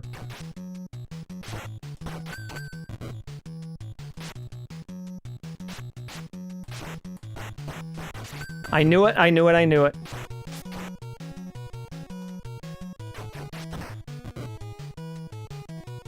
Come on. You are... Can I climb them? Okay. Do I still have the knife? Oh no, I totally lost it. Okay.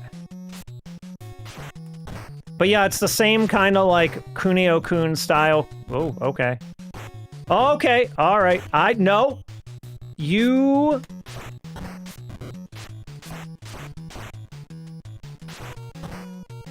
I can't believe I lost a life to that nonsense. They knew exactly what they were doing, though, didn't they?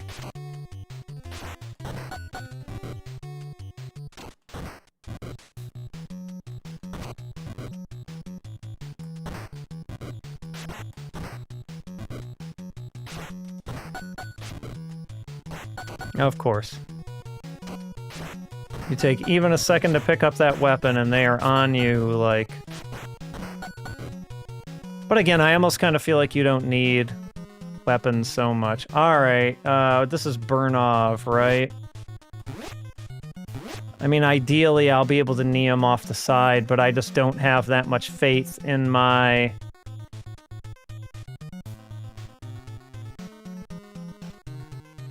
ability to actually hyper knee consistently. So there's that. Yeah, okay, so... I mean, if nothing else, I guess I get... See, yeah, I can't. I am not consistently... Alright, let's see. Well, there's an uppercut. That's something. I feel like if I jump too into him, he just out-prioritizes me anyway. Let's see. Even though I kind of want to get him this way.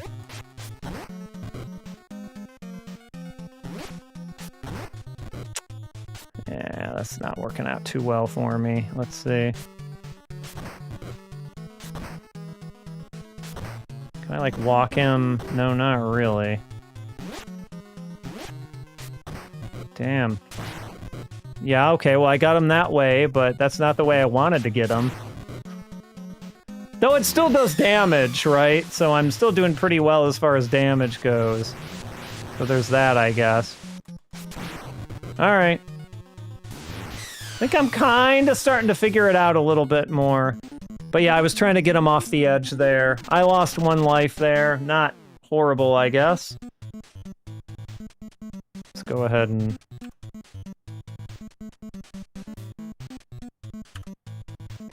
They're escaping in that chopper! This one. I'm curious, in a maybe not Supreme Warrior or Supreme whatever it was game of Double Dragon, how far did people usually make it?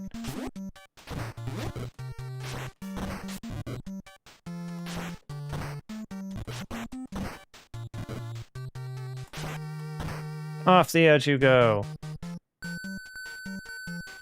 And we're going down the pipe. I can't remember, because I definitely didn't play it on the highest difficulty when I had it on my NES, but I still feel like this was a fairly difficult game for me to get all the way through. You guys...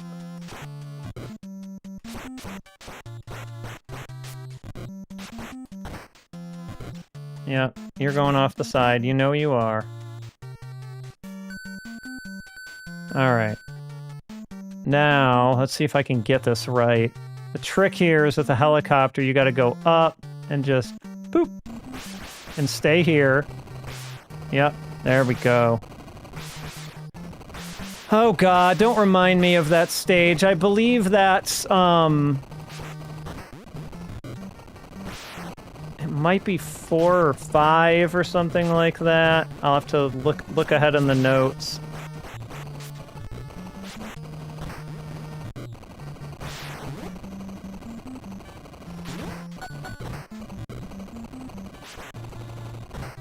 No, that works too.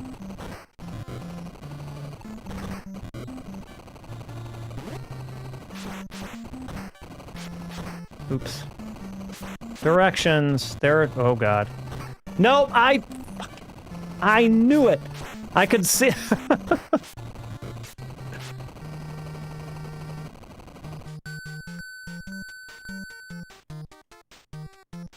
Yeah, honestly, the worst part of this game is the platforming, and that's the part I really think I'm gonna do pretty rough on.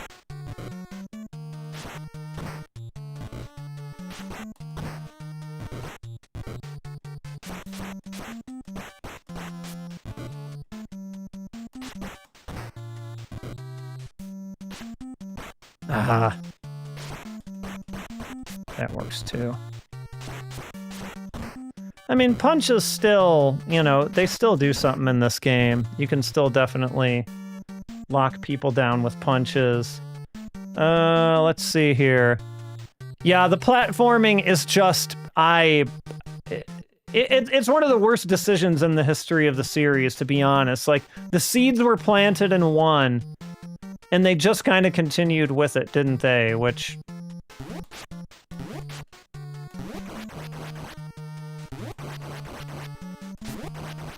Alright, I need to practice this for the next part here. Because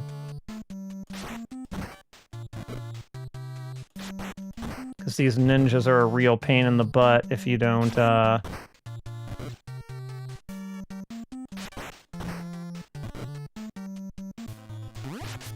And of course I blew it. Why am I all of a sudden unable to do the jump kick? Oh my god. Of course now that I'm here, I cannot do a jump kick to save my goddamn life. Wait, are you... Is this a thing?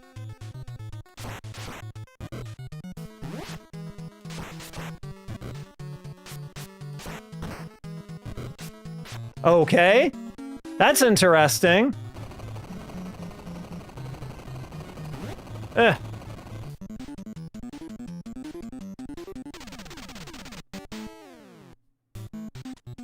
Hold it. You'll never escape from us.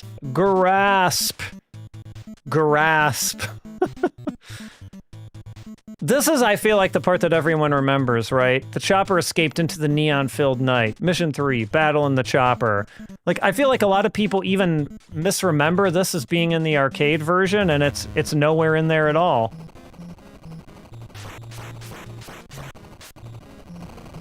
Nope. Nope. Come on.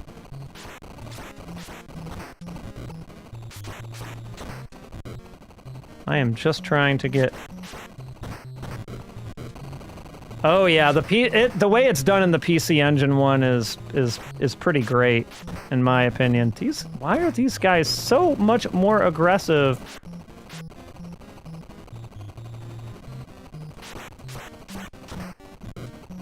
Maybe I just can't uppercut them? What the hell? And I did not do a save state here either. I don't remember you guys being such a pain in the ass. Maybe I need to be trying to hyper knee them more. Then I don't want to get myself like... Yeah, okay, that's no good.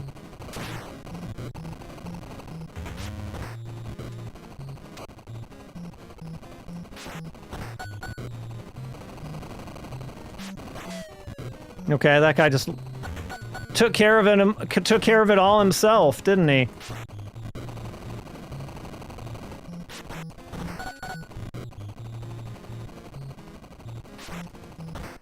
Oops, did not mean to pick up the weapon there.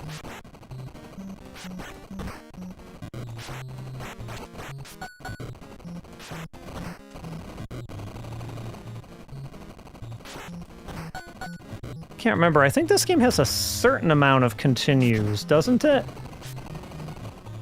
It's not like infinite. Okay, I don't think I can... Oh, he's gonna... A Bobo? There we go. Oh, I forgot there were two of you. Oh god, no, not me!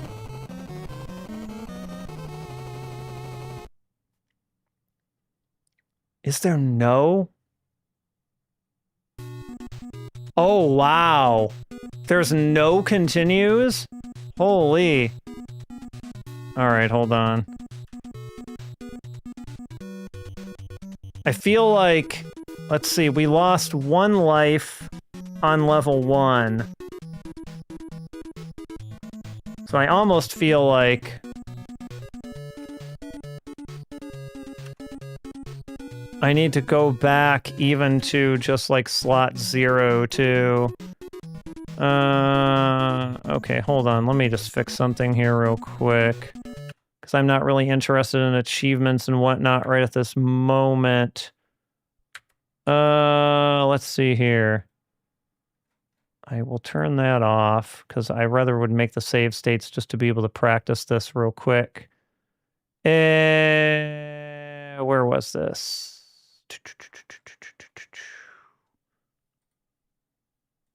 Toggle you off.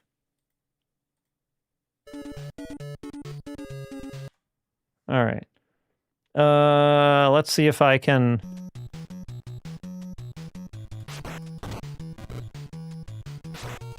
do a little bit more respectably here.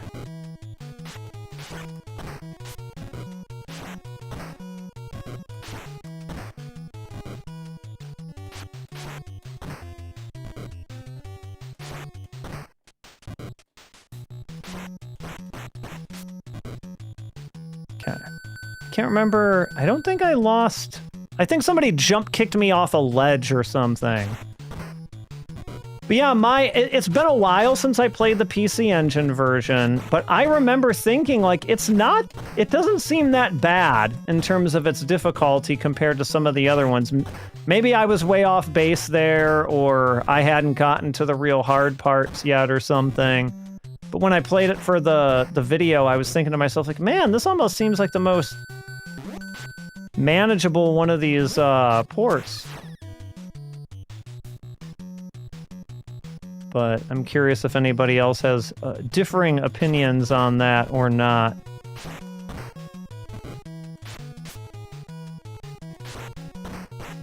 Yes, yes.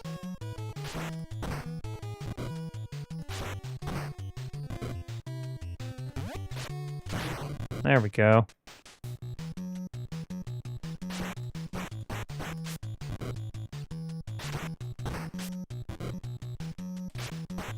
Yep.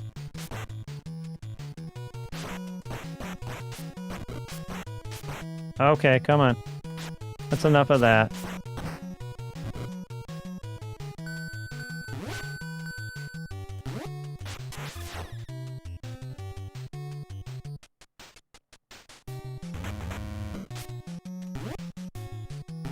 We're not gonna get ourselves trapped up against the...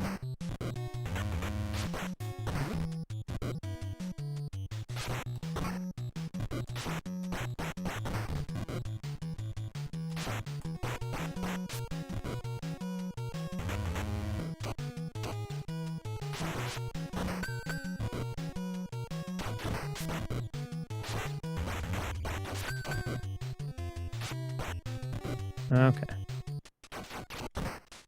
Haha. I think I'll be taking that one up the ladder. Okay, so for these guys, they're the ones who knocked me off the side last time. So, like, I need to come in and basically just start being a little more aggressive right from the start here so I don't let them pin me. No. You will not do this again, sir. I will not allow it.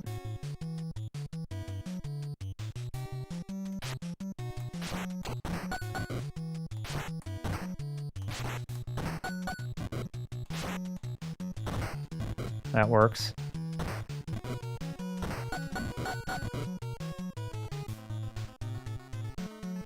All right, I'm actually gonna... Let's see here. I'm gonna go... make another save state for Burnov here real quick. Let's see. Alright. Let's see if I can get him to come around here.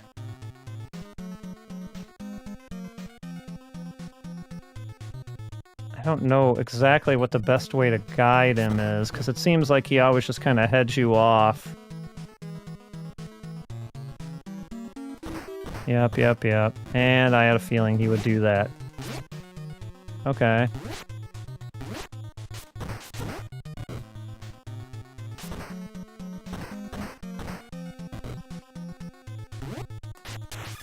And of course I wasn't lined up with him.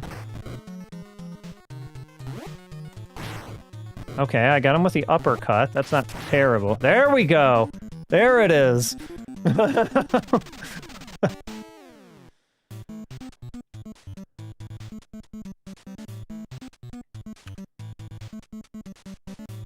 I knew I'd done it before. All right.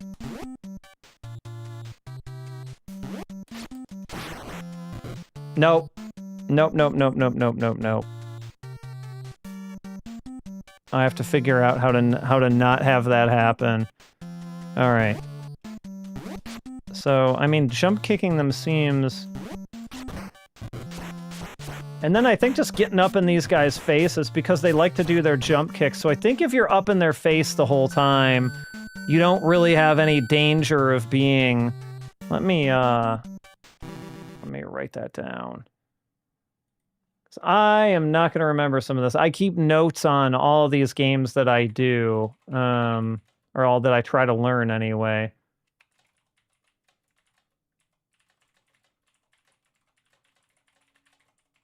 All right.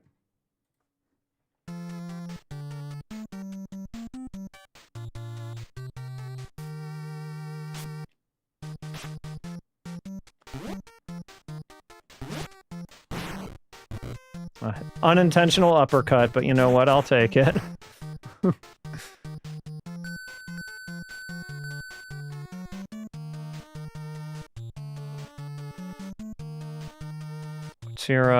What's your clip there, Dark Tetsuya?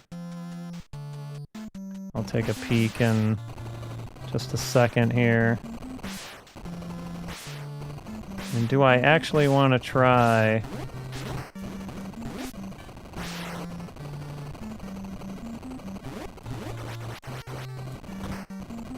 Okay, I don't like that.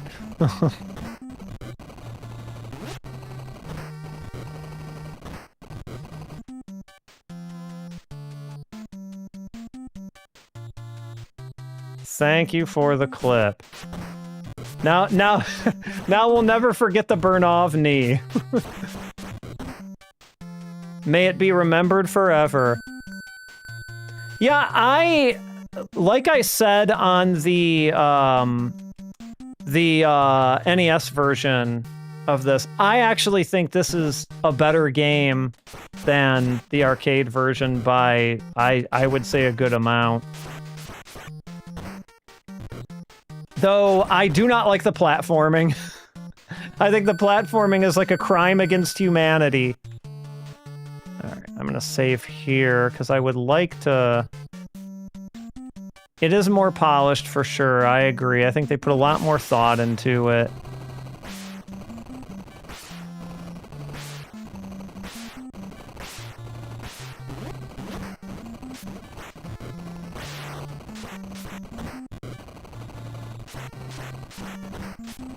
I wonder, even without the jump kick, if I just can kind of, you know, bully guys right here. I feel like that's a thing I can do. Maybe not these guys, because these guys are a little bit tougher, I feel like. They take more hits.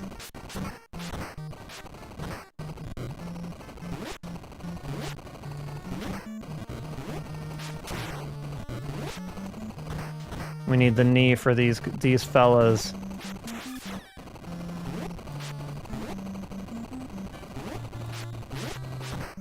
If I can do it.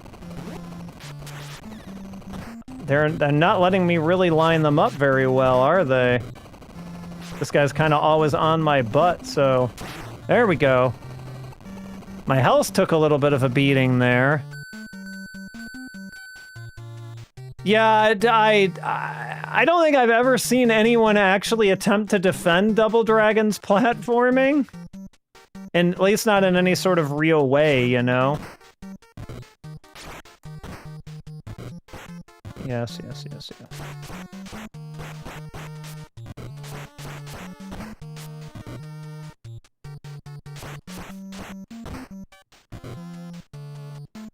Actually, hold on, I wanna make another, because I want to be able to practice these ninja guys as well. Alright, so I mean, theoretically... So,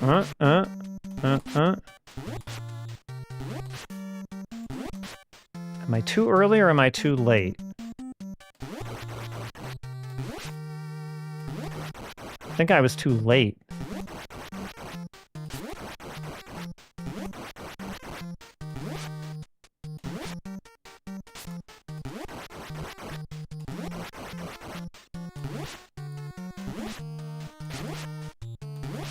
See, now, like, my inconsistency. I feel like I'm doing it with the same timing, but I'm clearly not.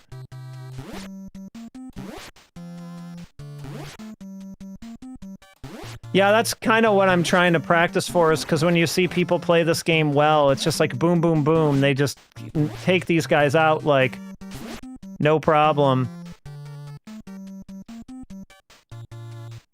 Yeah, I feel like a lot of people are pretty disappointed in general in Double Dragon 4. I haven't sunk as much time into it as some people have. Man, why do my spin kicks suck in this game?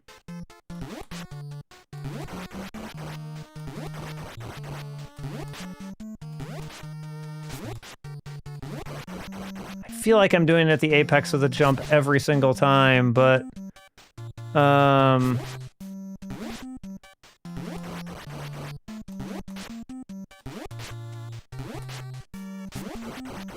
well, this is probably going to be a disaster.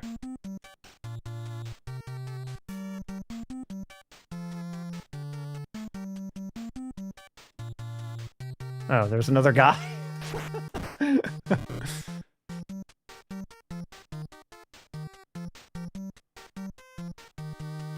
I wonder if I can replicate that thing I did with the ninjas over on the left-hand side here again. Because that was kind of crazy. That was, like, very unintentional. Oh my god, look!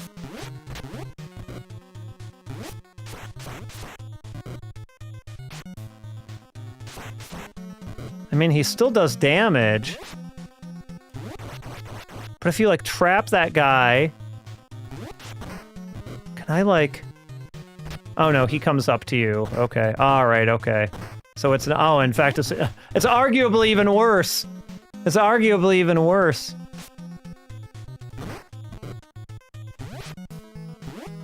And now is he just gone? Where did he go? Oh my god, that's crazy. Hold on. I wanna... I want to explore this for a second. Yeah, eventually I will make it to Double Dragon 4 and scrolling down the belt. It'll be a really, really long time for not. God, I'll probably stream it before then, to be honest. It's so, you know, far in the future, but I only just barely touched it when it came out, and so I don't actually have a real great opinion formed of it, like one way or the other, to be honest.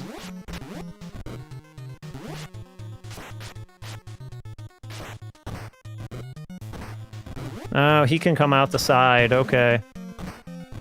Oh, yeah, now it's like hell.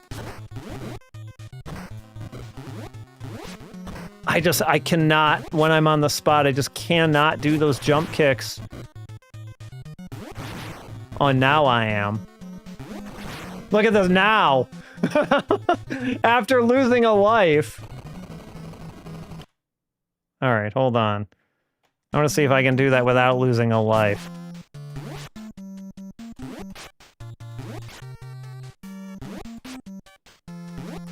This is just one of those things, it's like a fighting game combo or something, right? Like, I'm sitting here and I'm like, what am I...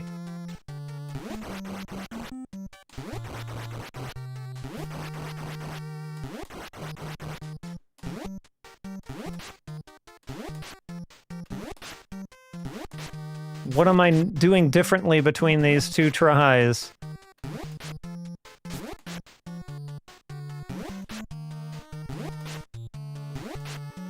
Like, I get it 3 times in a row, and then I go just as many times in a row without.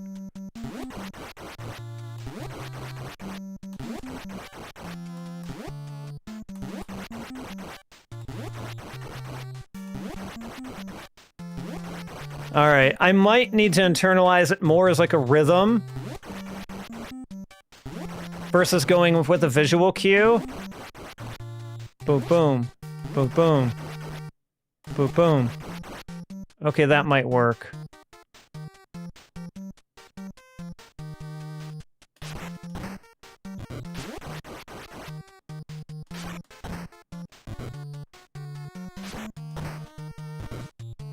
Oh, that's not it. Okay.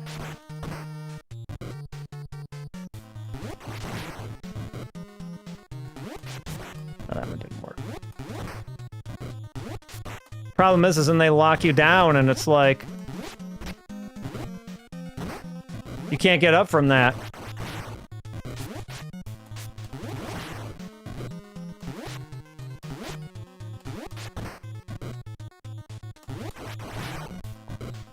Is that it?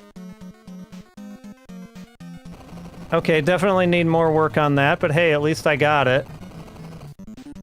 It's weird how I have to learn things sometimes, so it's more like they say, oh, it's the apex of the jump and blah, blah, blah, blah, blah. Fine, but like, I can't... It's not clear enough to me, I guess, where the apex of the jump is to, like, reproduce that reliably, so I guess I have to, I guess I have to rely on, the rhythm of it.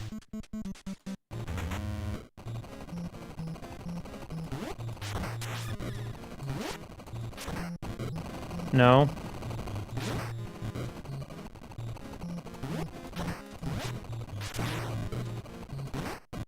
No. I would prefer not to die out the chopper door, thank you very much. It feels like a fan game.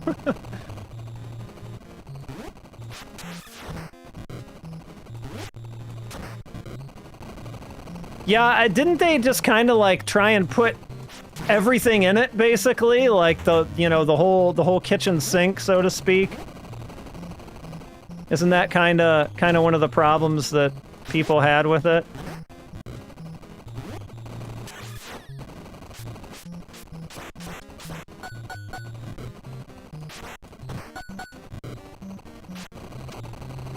Somersault your way out the door, please.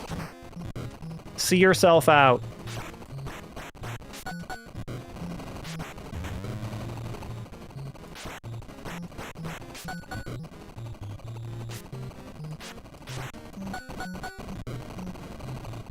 Do the things go flying out the door too? the weapons here? Oh no, you didn't go out? Okay.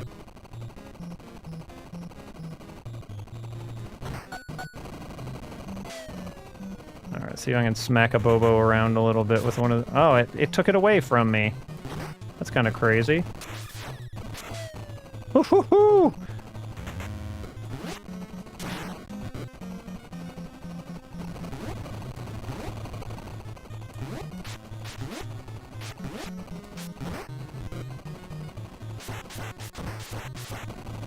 No!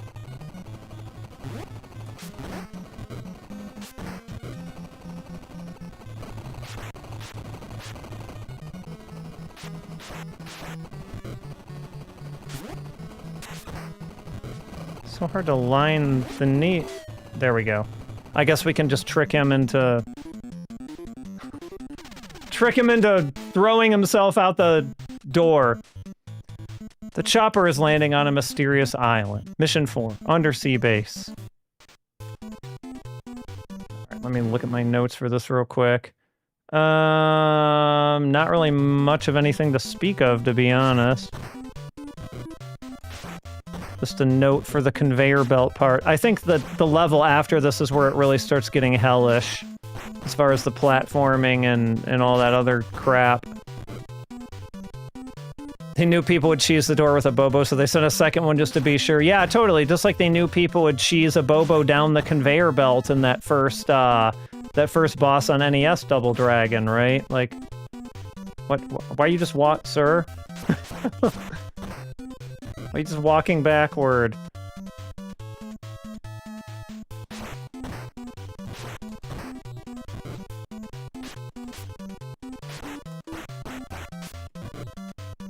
Linda, I guess, even looks more like her arcade Double Dragon 2 self in this, with kind of like the mohawk and whatnot.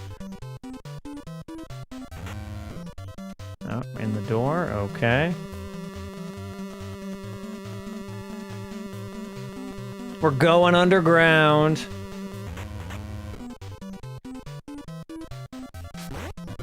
So yeah, how do they... There's spikes here. I guess you're... I don't know. Oh, because you oh, interesting. So, hold on. What's happening there is that I'm jumping once and I'm hitting my head on the spikes, which is expected, but then it like buffers the jump, it stores the jump, and so I'm hitting the two buttons afterward, and that's why the hyper knee is coming out when I'm coming up off the ground. That's crazy.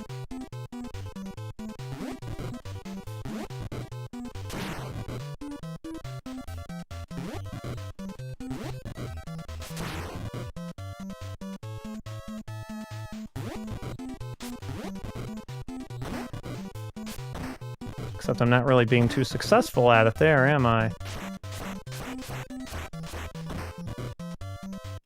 There we go. Burned a little bit of health, but oh, we got the Contra. Oh, fine job I did in getting through those, didn't I? What? Okay. What is the timing for you, then? Alright, made from the same people as Ragnarok Online? Seriously? That seems like a strange... Oh boy. Oh boy.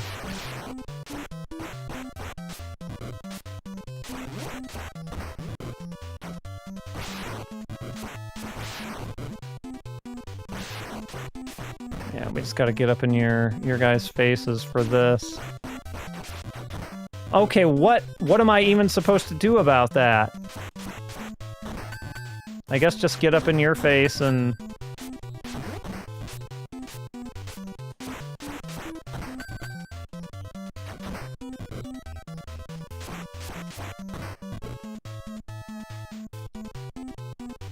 Right, today I learned... I think a Bobo's gonna wipe me out here. I feel like I might... Hold on.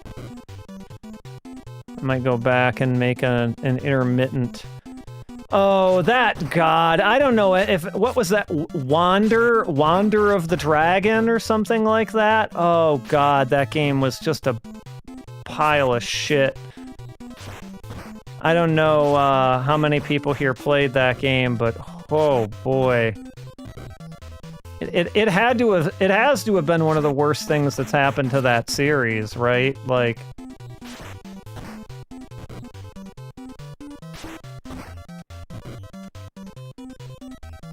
I can't think of too much else. I mean, say what you want about Double Dragon 4, but boy, oh boy.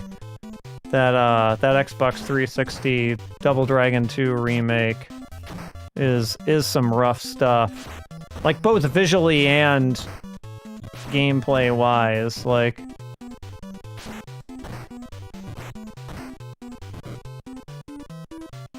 I do not have it on a 360, but I had a friend who did, and I think still does, and it is every bit as bad as it looks, I would say.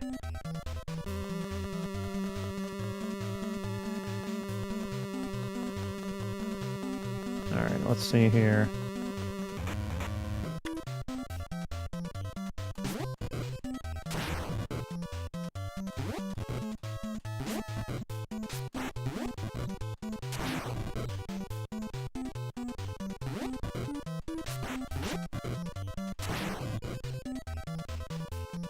Gotta kind of mash for some of those knees, but...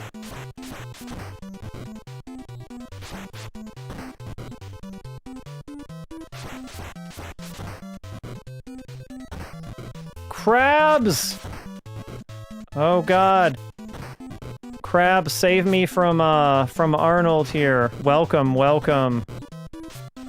Welcome. Thank you. Thank you for the raid. I am trying to learn my way through NES Double Dragon 1 to various levels of success, but welcome everyone. Oh god, no pinching. I don't like pinching. It's unpleasant.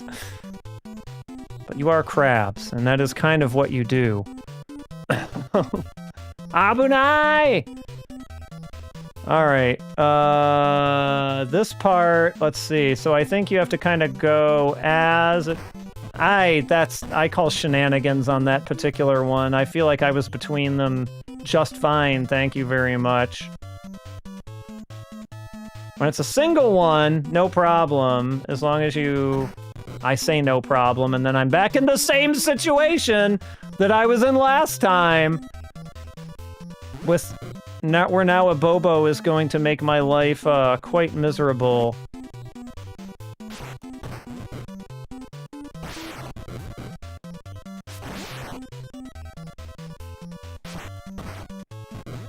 Yeah, okay, come over, come on. Okay. You know what, we might take the life hit on that one. Because I feel like this is a pretty tough stage to not lose a life on. If I'm being... Oh, that's right. You have knives. I keep forgetting that you have knives! I really don't know how you're supposed to handle that better, to be honest. No, sir. You're not getting that. I love how it just takes the knives away Yes, we need some knees for a Bobo. Come on. Mischief Makers! Oh man, Mischief Makers is a good one. There's no hyper knees in Mischief Makers, but it's still a pretty good game. Oh, alright, no, come on, that was on me. Like, I was just not paying attention there. And I think what you're supposed to do is you're just kind of supposed to go, but I don't wanna accept that. I don't want to accept that. If I'm gonna lab this, I need to do a little bit better here.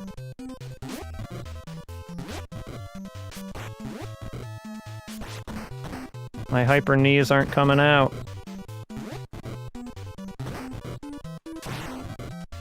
At least not as reliably as I would like them to. I miss Treasure as well. Were you playing, what were you playing, Mischief Makers on? Were you playing it on, emulator, original hardware? Just curious. Curious if you had one of the cool new, what is it? Analog 3Ds, maybe? Something like that. Alright, this is not working out too well for me. Alright, I need to work out what my... Alright, okay. There's knees, yeah. How is N64 software emulation these days? Is it, I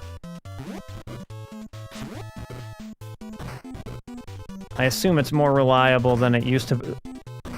Sir! Are you... This is... silly.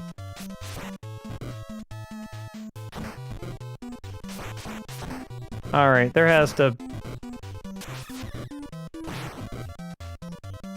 I mean, I was probably supposed to be getting those uppercuts in earlier than I was, but boy, oh boy. Alright, I'll at least practice this again real quick. Okay. That's better at least. Even though I'm probably gonna end up restarting. It is a real fine line between, like, too late and too early on this. Double Dragon through the Genesis Mega Drive game, but really? That was your first... That's so interesting. That was, like, your first brush with Double Dragon as a franchise? Wow. What did you... So, like... Were you familiar with the Battletoads or anything at that point, or did you just play that game without being familiar with either of them? There we go. That's the kind of knees we want.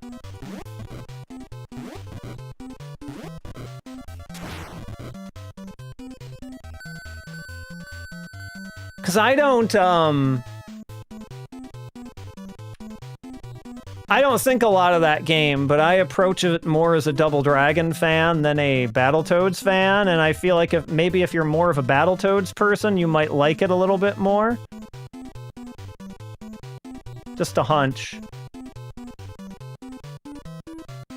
Alright, I think the trick there is you have to start moving before it feels safe, if that makes sense.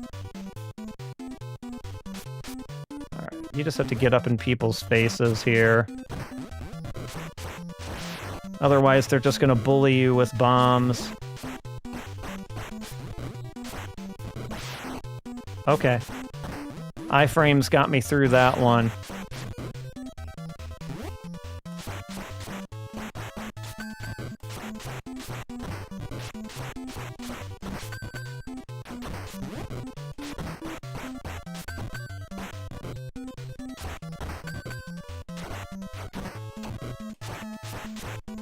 See, not too bad when, Alright, hold on. I gotta figure out what my best bet for Mr. Abobo is here. I mean, probably just hyper knees. To AVGN, interesting. I am an old And so my first experience with Double Dragon was indeed just in the arcade. I was quite young, and then I played a bunch more of it on the NES. Okay, right, we're not gonna do that. We're not gonna do that again. And so we jump, and then we hold up to go in here. Okay.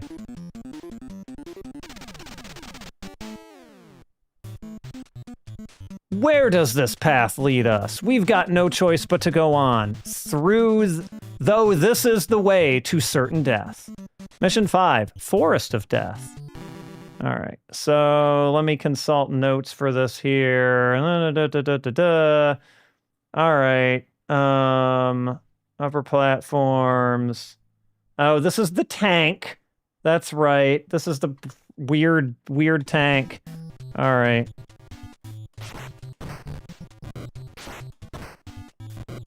Shake, shake.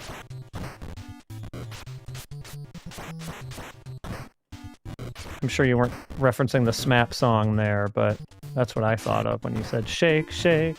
Minna mune sawagi. So very, very psycho. Hippie happy shake. Alright. Alright, there's a dude down there. Am I just dropping off? I guess I am. Bye-bye. Okay. Can I just drop? Oh yeah, I totally can. Think I gotta go over... No? Okay, I just gotta go across here. Alright, I thought for some reason there was... Eh? There was an upper path... Oh, wait. Yeah. Okay, I wasn't wrong.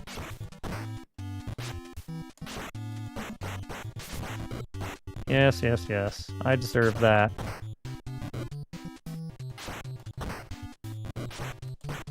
Yeah, I keep, it's old memories at this point, but I keep remembering the the way that the different ways the PC Engine did these levels, and it's all very interesting. I'll be looking forward to getting to the PC Engine one next week. All right, that wasn't so bad. I think if you take the top one, they're just a little bit rude. They're just a little bit easier to deal with because it's a little easier to line up your targets for keeping on the logs again. It's log, etc.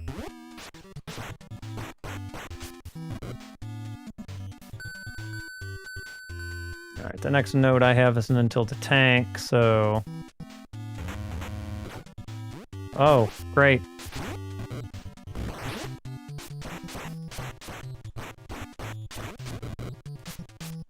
Again, just getting up in these guys' faces and not letting them throw their dynamite too much. Oh god, it's a Bobo. Somehow I managed to punch him out.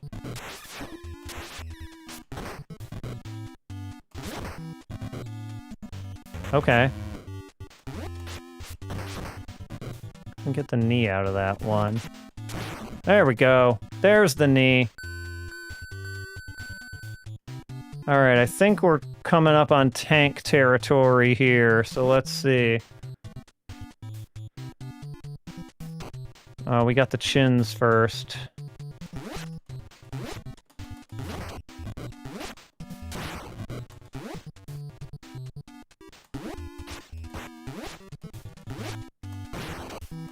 Uppercut, I'll take it.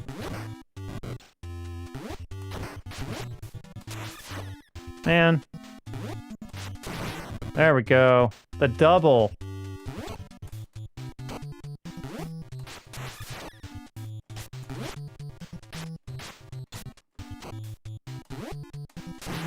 Yeah, that's what we like to see. Alright, so I think the way the silly thing works is you have to... This is going on and off screen, as you can see.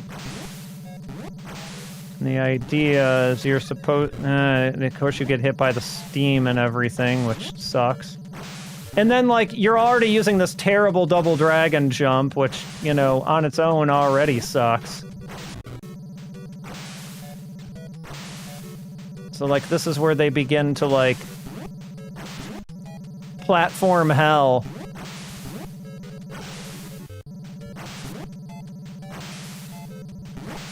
Got some fist...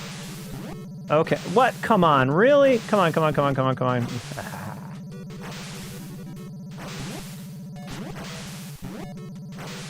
Really? Like, it's really only gotta take, like, one more jump to get up there. I hate you. Okay, whatever, you know what? That's fine. You got me up there.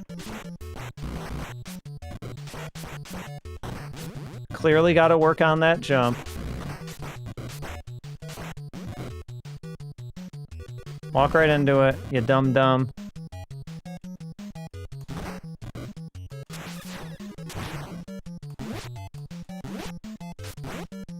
Oh, it doesn't really matter at this point. I've already made it up to the top, so... Nanto Bakutsuken! I don't have a... Isn't there a thing where you can, like, trap him? Hold on, I think there's a thing where you can, like, trap him on the... Not trap him, but, the conveyor belt. Or something like this. I mean, or I can just hyper knee him, so like... Oh, he can do that. Alright. Alright, Arnold. You got some moves of your own.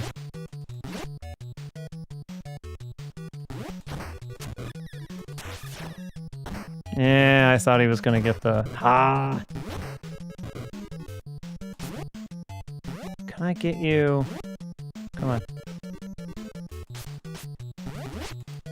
Damn it. Ah!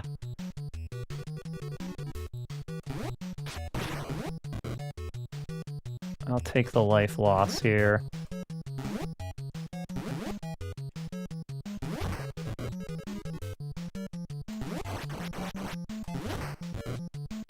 There we go. I was trying to get him up there to see if I could, just keep looping him with the spin kicks. Where in the world? Oops, I didn't mean to skip that. Okay, welcome to hell, everyone, because this is where we are now. We are in actual hell, because this is where this game turns into bullshit. And I begin to hate it with basically every fiber of my being. This is where Double Dragon 2 forces you to platform. And I do not like it, and no one should like it.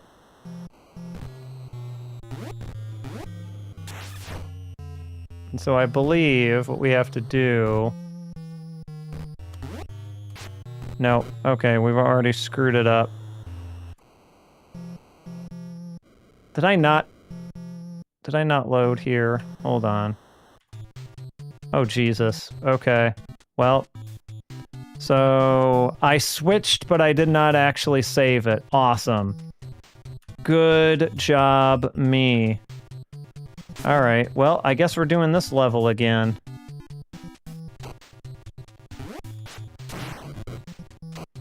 Yeah, honestly, this is the part of it I was really not looking forward to.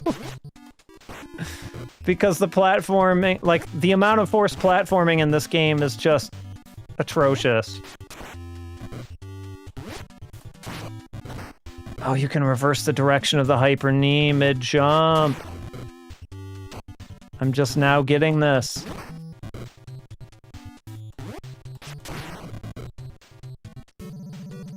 That kind of changes everything.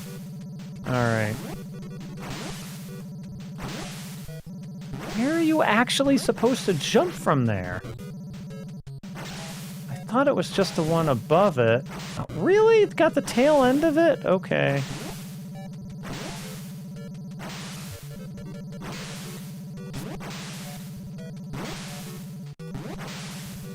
Okay.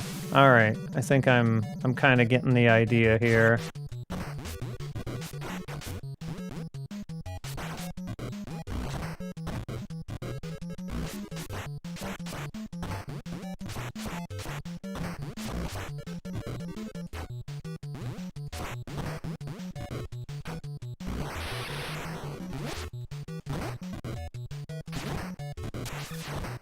Really? That didn't hit anyone?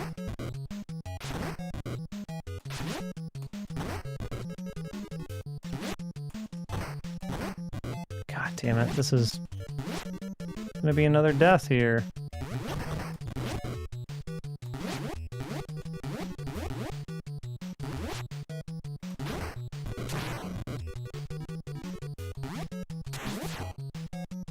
That's okay, going down from 3 to 2. I don't mind it too much. Have a good night. Thanks for stopping by. Let's see if I can get this guy up on here.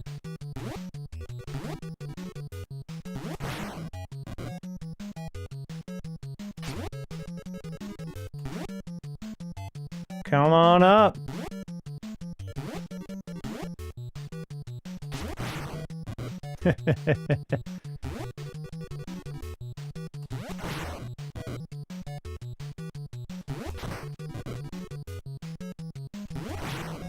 Nice. Alright, this is actually a pretty... When you can get it working, this is actually a pretty slick way to deal with this guy.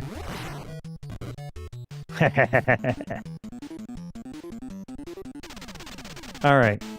Gonna actually remember to do a save state this time. There we go. Alright. Okay, nope. My timing is off. Okay. I didn't even know that was possible. Okay. Alright, so... Once it comes back, we jump on. Nope. Okay. It's one of those things where I know what I'm supposed to do. It's just the execution of it that I need to get down. Okay, whatever. I'll take the hit there. The timing on that is nuts. Like, you're supposed to wait until the platform is flashing. So far as I understand, anyway. Just kind of looking at it. Hold on. I guess I just have to be on there way earlier. Lordy. Okay, hold on. Am I even supposed to go on that? Okay, that just comes out and takes care of that. Jesus. Okay. I just had to get on that platform a little earlier than...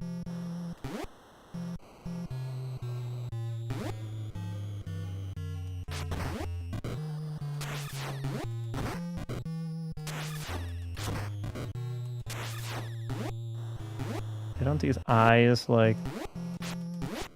Come on, I'm trying to do a knee here.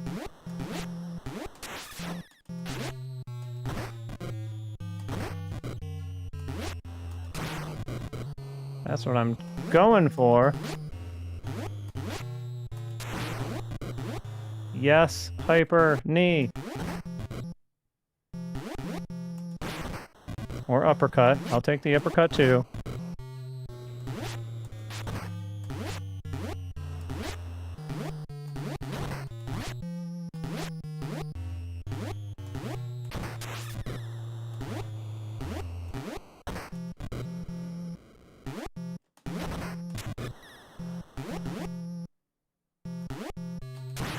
There we go.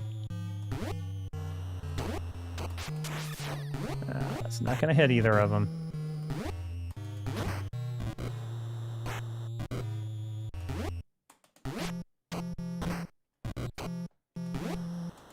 Of course, not being able to reliably land my knees doesn't do anyone any favors.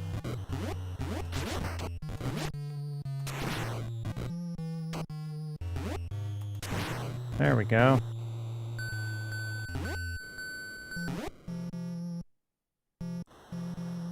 And then... this nonsense. Wait, what is this? Okay, great. Really? Alright, let's at least like... Oh. Wait, so... From there, it's this. Okay, that's weird. Why should I be surprised? So,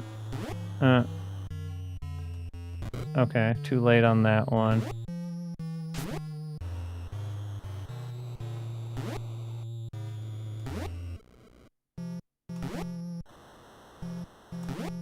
Oh, it was that way. Okay, it was like off screen almost, and I couldn't see that it was actually there. We can't, hold on, I'm gonna reload this guy one more time here. Okay. What? Okay. I have to do it from a little further back than that. That one still gives me the most problems out of all of this. Like, this platforming is just cursed, I swear. It's absolutely cursed.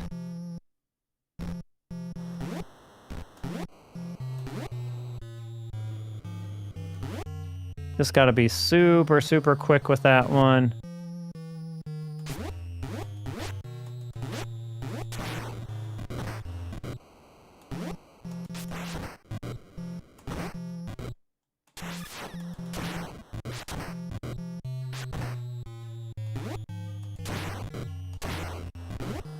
Two in a row. I would prefer you didn't.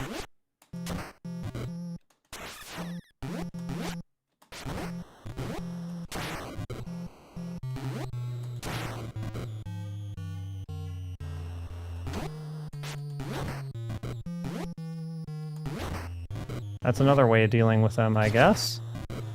I'll have to remember that.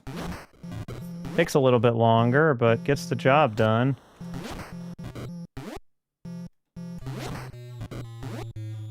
Time pressure on top of platforming hell? Yeah, forget about it. Forget about it. That would be pure misery, I'm afraid. Alright, let me... Because we've got more platforming fun here.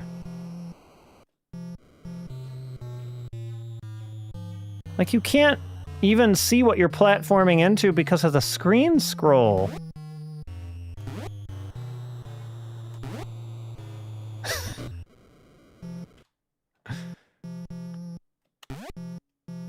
I mean, like, you should not...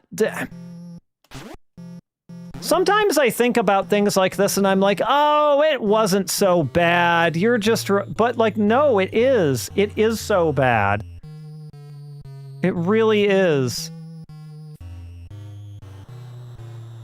Are you even going to come up? Like, where was it? Do I need to go all the way over here and, like, scroll all you guys onto screen here? Or what the hell? That was on me. I was a little late and I felt it.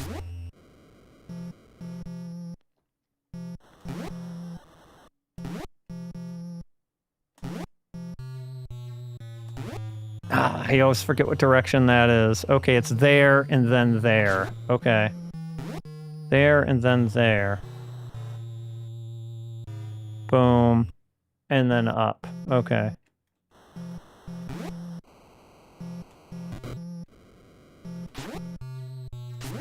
I wish they had made the timing just a little bit more loose on the platforms disappearing.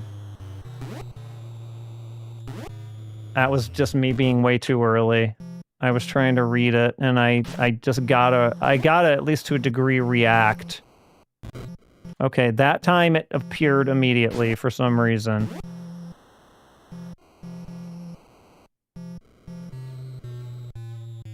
Problem is I'm convinced that, like, I'm just gonna be waiting here forever if I don't scroll all these on. Sometimes it works and sometimes it doesn't. It's crazy. Alright.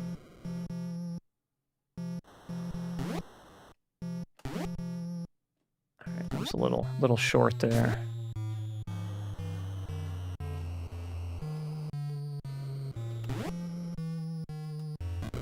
Crazy people that learned how to do this as kids, I swear. I don't think I really knew anyone who could reliably get this far into Double Dragon 2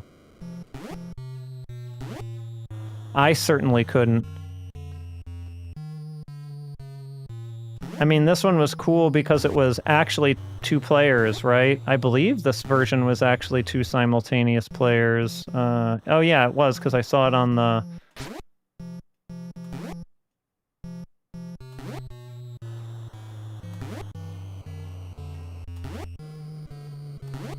Oh, what? What? Oh my god. I'm stuck in platforming hell. Forever.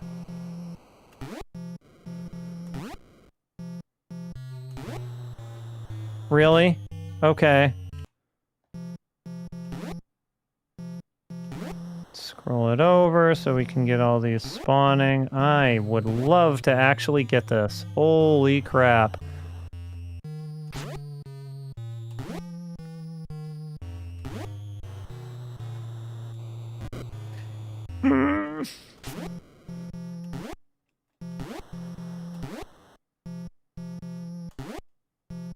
Yep. I could tell that one was over. I could tell it was over. I was not trying to save a screenshot. I was trying to reload save state so I can practice this more.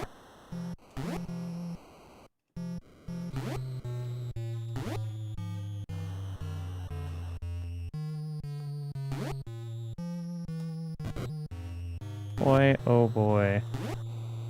It is exactly what you come to Double Dragon for. It's not punching, guys. It is, of course, platforming. We all love it. So dearly.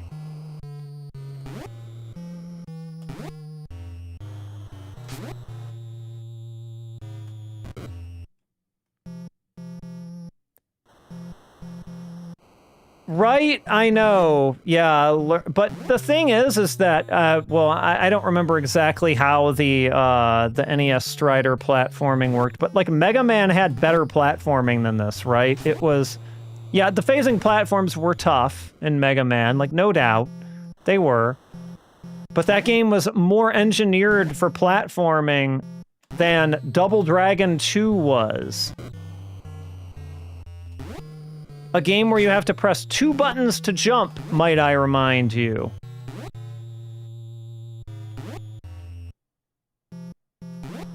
We all lost some of our pluck at some point, I feel like. Our resistance to, resilience, rather, to just being able to, like, savant our way through these games.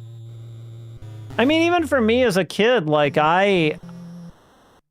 I wasn't, like, some crazy gifted, like, you know, video game player or anything. I learned them exactly the same way as I'm doing now. It was just through repetition. I just had infinite time because I was a kid. And, I could, you know, sink all kinds of time into learning this stuff without having to worry about, oh, am I, you know... Should I really be doing this, or should I be doing something else? Like, of course I should be doing this. Why wouldn't I practice the jumps in Double Dragon 2 over and over again? What else do I have to do? Nothing, that's what.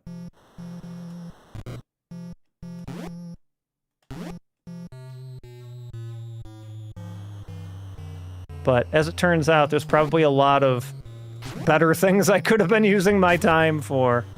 Or maybe not, because then I might be able to do this better.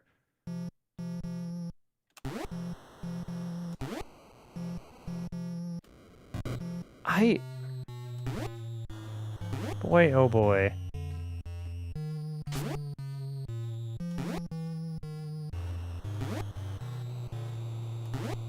I swear I'm holding a direction there, but I'm just doing a neutral jump every single time.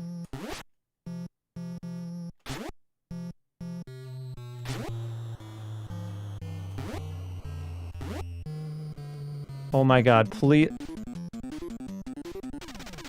Oh. From here on, it's too dangerous. It was too dangerous back there. I got news for you. I think I heard Marion's voice. That's impossible. Or is it? Mission 7, Trap Room. And guess what, friends?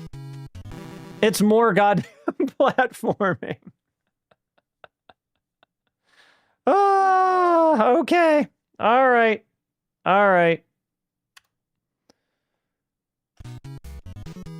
If I remember correctly, we're meant to get to the very end of this as far as we can. Yep, that's about how I thought that would turn out. Let's go ahead and save it without pause state. You do want to be pretty far to the right, but then like the slide... I do not like this. I do not like this at all. Thanks for the congrats, but it's congratulations on going from one horrible thing to another. Okay, so that one, the trick is just be on, you know, just be on the, And this one, we just want to throw out as many hyper knees as we can, because this platform is closing in on us, as you can see.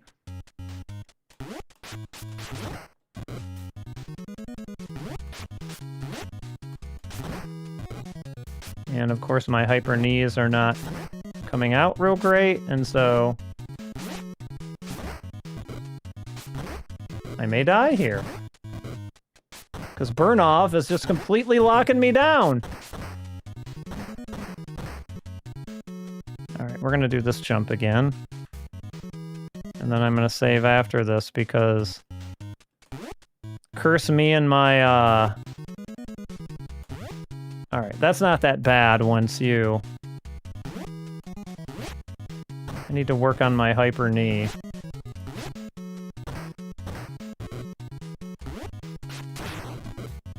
There we go.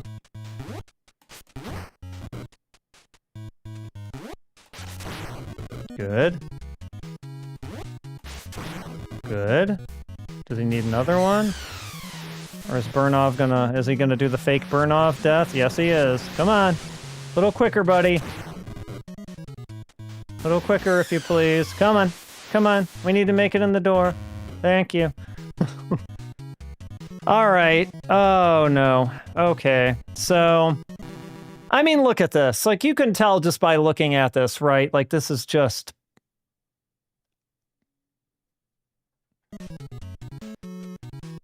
Alright, so these two gears move together. And you kinda... Okay, that was not exactly how I wanted that to go. I guess I have to... Okay, so we've got that part. Alright. Good. Okay.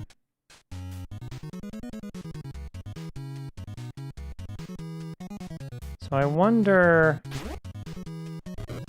Yeah, okay, that'll put me back there. And fair enough. I think I might just want to drop onto this gear. Not when that's happening, particularly. I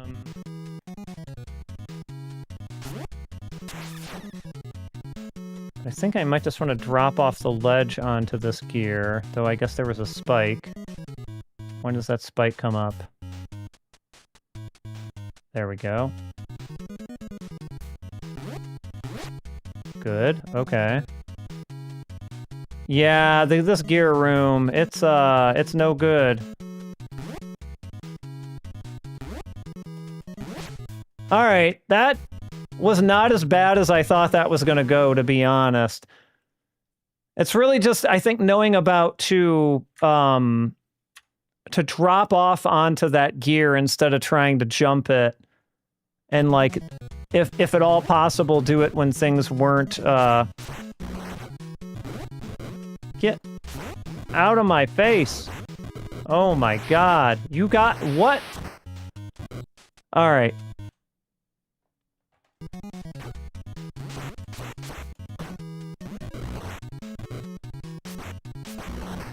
He was just holding me in place there.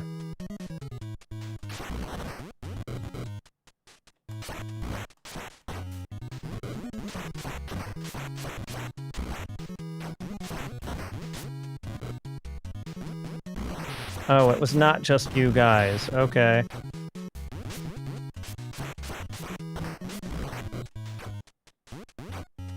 I mean, what if you didn't? Would you consider dying instead? Thank you.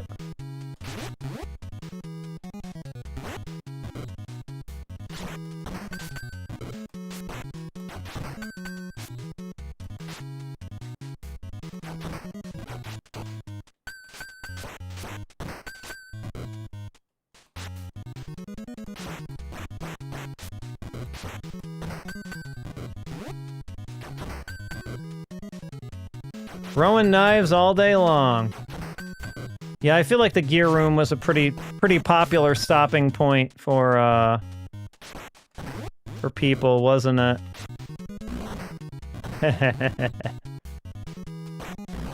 Okay, fine.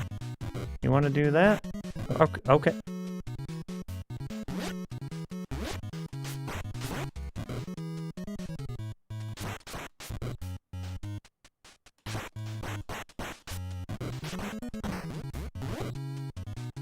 Run into it.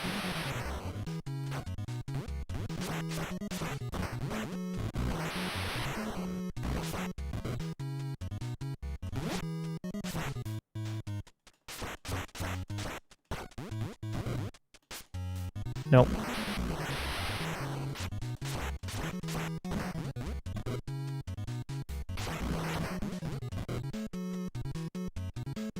All right, knees for these guys.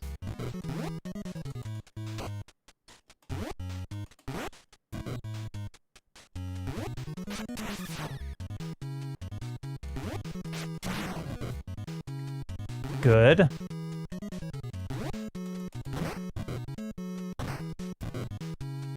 Come on.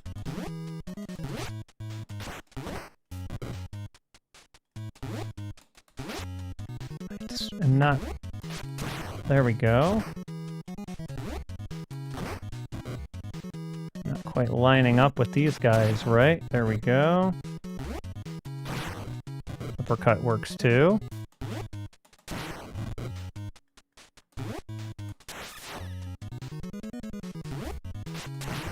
Nice. Nice. Knees for you, too, if I can give them.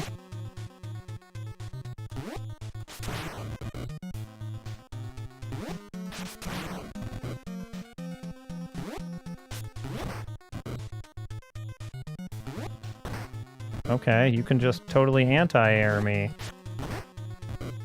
That's fun. There we go. Not too bad, not too bad. That was mostly just platforming nonsense.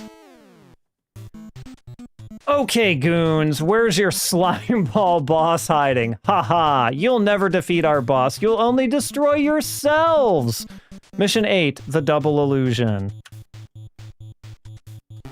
Well, we got like nice glass floors here. Look at that, very shiny.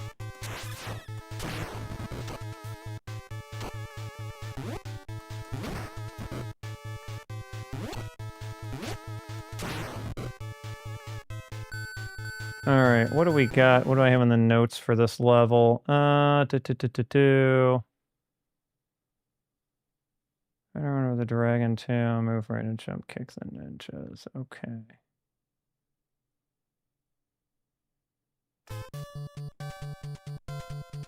Alright. We get more running ninjas in this part, or not in this part immediately, but coming up soon, which is not my favorite thing, but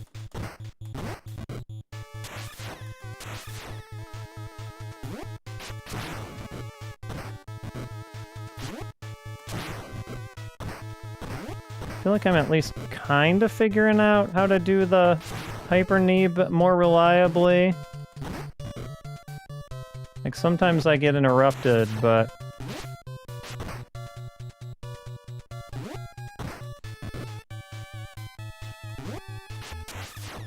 and sometimes I don't quite line it up right.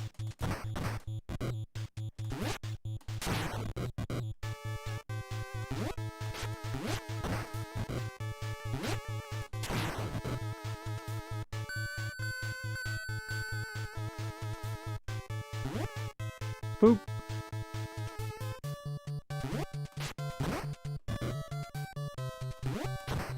Okay, like, yeah, like that dude just anti-airs the hell out of you half the time, so like... I'm definitely losing a life here. That's okay. Oh, really throwing the gauntlet at you here. Bobo and Arnold. I forget what that character's name actually is. It's not Arnold, but clearly that's who it's supposed to be, right?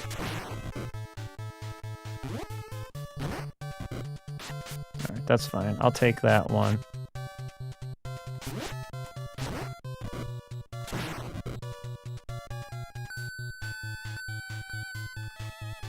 Do another save state in a moment. Maybe you're right about here, because I think this is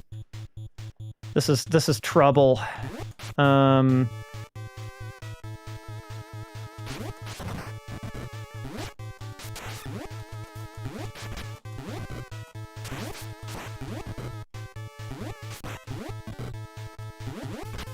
Yeah, I think he's just gonna keep anti-airing me all day. Hold on. I might... Looping the jump kicks might... Or just doing that. Oh, it doesn't even really work the same way. Because he just, like, basically ran in.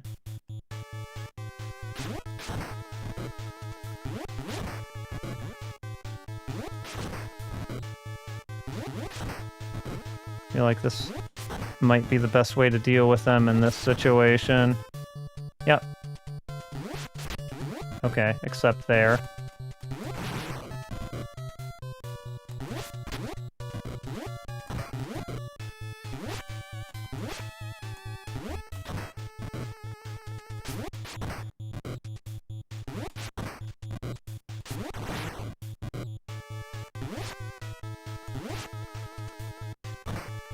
Oh, you are still there. Okay.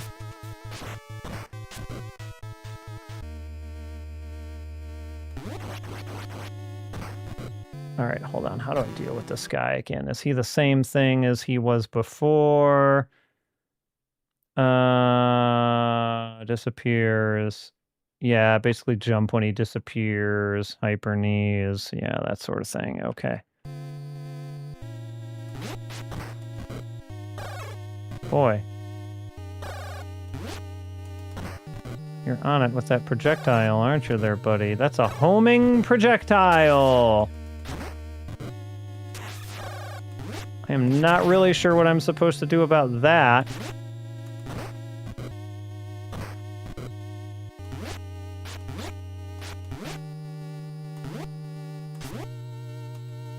Yep, he got me with the grab.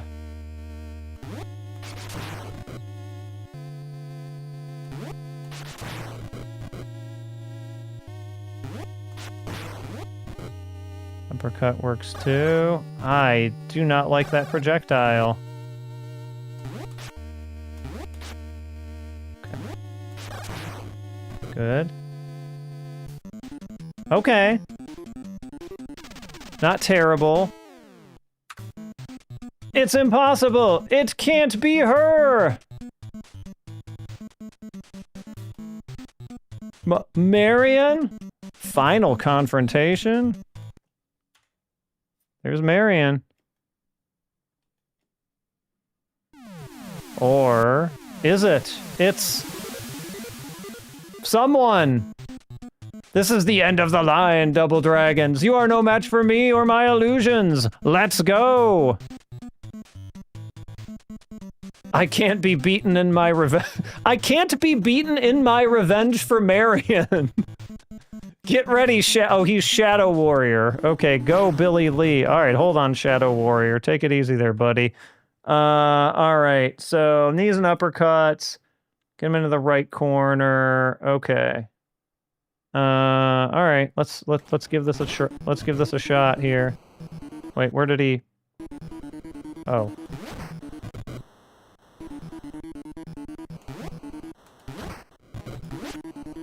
Oh, he, like, turns invisible?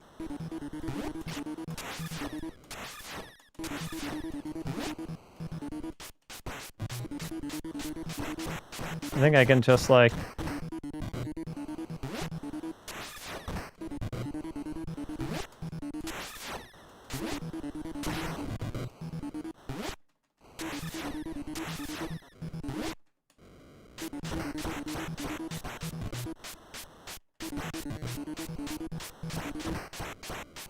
I'm still trading with him, but so it's not great as far as that goes. All right, and I think when he...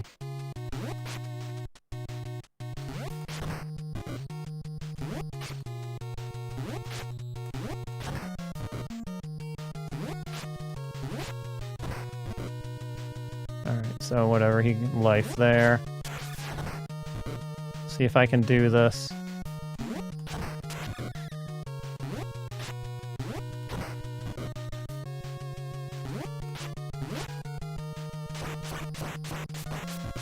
Trade with him a little bit more.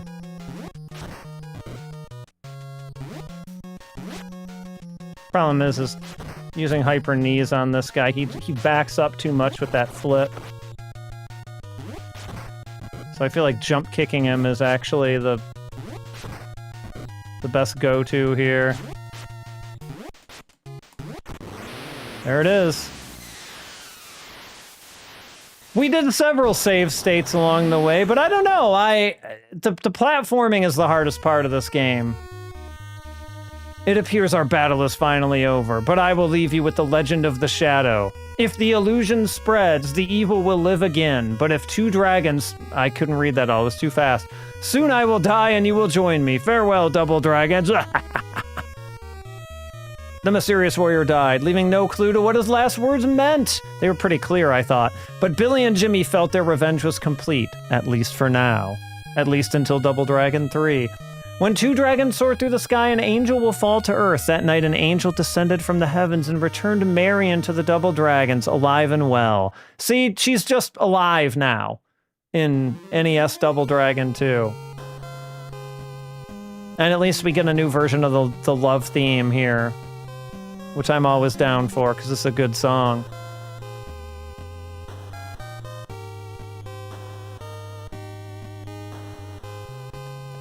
Yeah, I don't know, like, I don't feel like having to do this on the highest difficulty is what makes this crazy.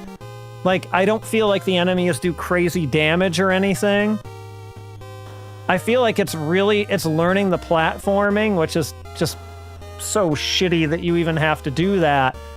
And just trying to get the spin kick and the hyper knee execution more consistent, which was my problem throughout a lot of this.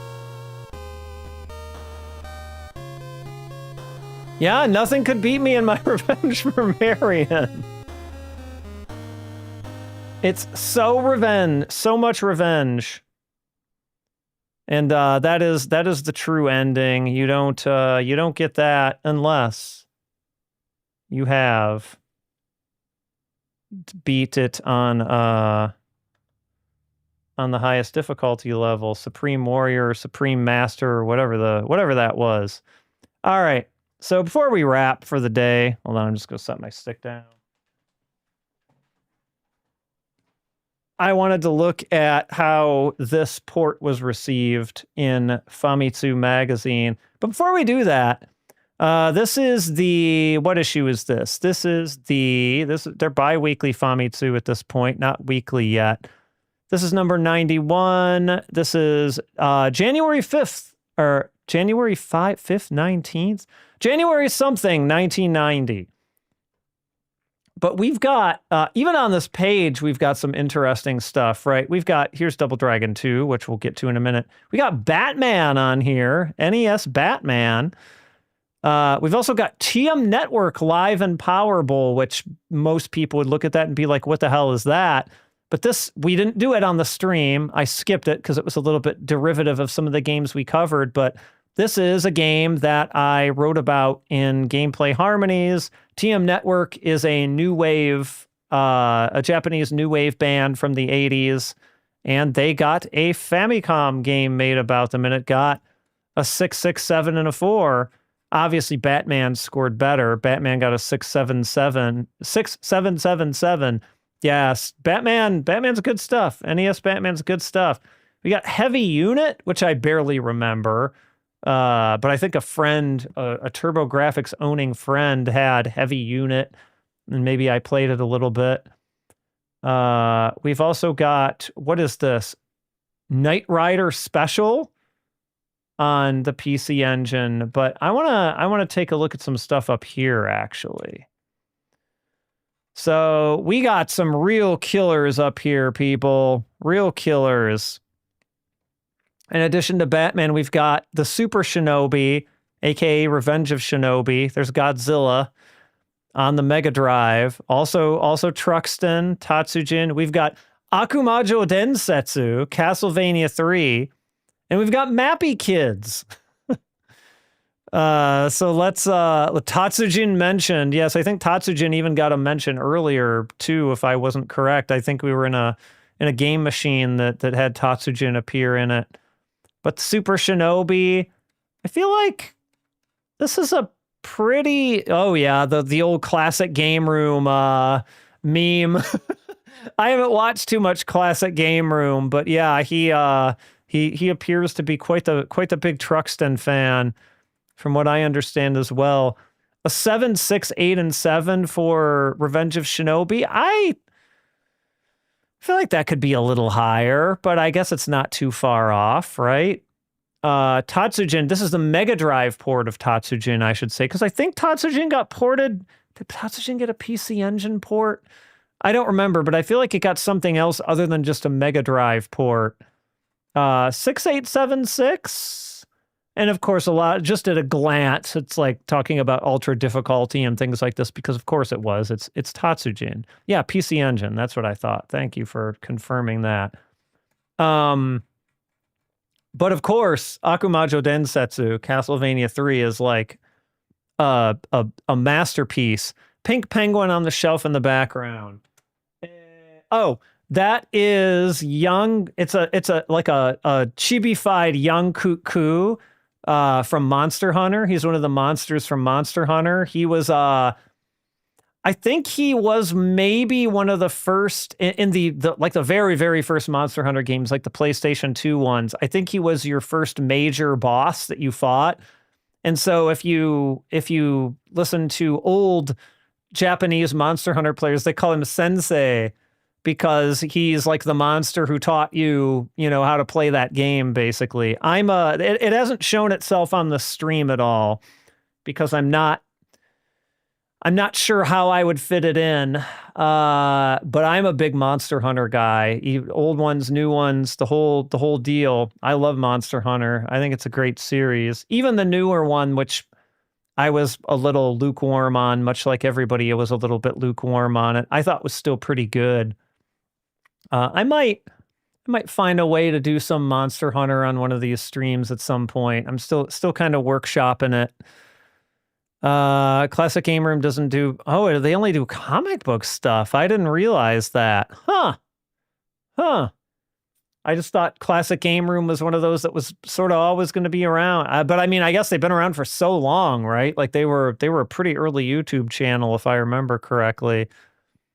Truxton Arcade, but left it because Cowboys of Moo Mesa was on. Cowboys of Moo Mesa is a good... I haven't gotten to that on... is Cowboys of Moo Mesa, was that a run and gun or was that a beat 'em up? I haven't gotten to it for scrolling down the belt yet, but now I'm like, was that actually a beat 'em up? Or did they do more kind of a run and gun thing with Cowboys of Moo Mesa? It's been a while since I played it. It was a Sunset Riders like, wasn't it? Or am I just thinking of the aesthetic there? Some people are calling it a beat 'em up. I'll have to look and see what it ultimately, because I mean, some people call Sunset Riders a beat 'em up, which is just not correct. Monster Hunter on Monster Hunter on PS2. Monster Hunter debuted on PS2. I can't recommend that you play the original Monster Hunter. It's pretty rough. Even I didn't get into the series with the original Monster Hunter. So my history with the series was, so there was Monster Hunter on the PS2. There was also an expansion to it on the PS2 in Japan, Monster Hunter G. Monster Hunter DOS, aka Monster Hunter 2, was also on the PS2, but it didn't leave Japan. So there are fan translations and things for it now. I can't Really recommend either of those because for whatever reason, don't ask me why they did this. Your weapon controls, so like swinging your sword, pounding your hammer, whatever weapon you may choose. The controls for it are moving the right analog stick. So you're moving the right analog stick up to like swing your sword, which is just like, what? Why? They've made a lot of quality of life improvements in Monster Hunter over the years that make the old ones really, really difficult to go back and play, like extremely difficult to go back and play, unless you have a lot of a very high tolerance for repetitive tasks. So I would say if you're going to go retro Monster Hunter, I do one of the PSP ones. Like Second G, aka Freedom Unite, is they actually got it right. The PSP didn't even have 2 sticks, so they couldn't do that nonsense there. They actually mapped it to the face buttons. But the one I first got into was Monster Hunter Tri, aka Monster Hunter 3, which was on the Wii. That was a bit content light, but it was just friendly enough to where I was able to kind of get into it. And then I actually went back and did Freedom Unite on the PSP for a bunch of hours. And then I went forward with the series from that point.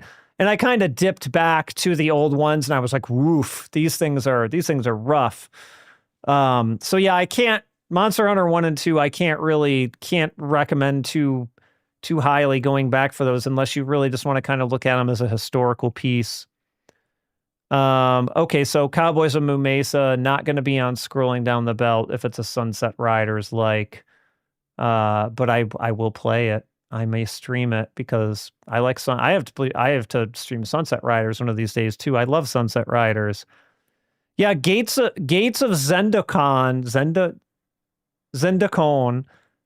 Yeah, it's always weird when a Lynx game appears in here, and I remember all over again. I'm like, oh yeah, Lynx games got released in Japan. That's crazy. And they didn't score it too well. It's a 4.665. People saying it feels like a really, really old game, and this was in what,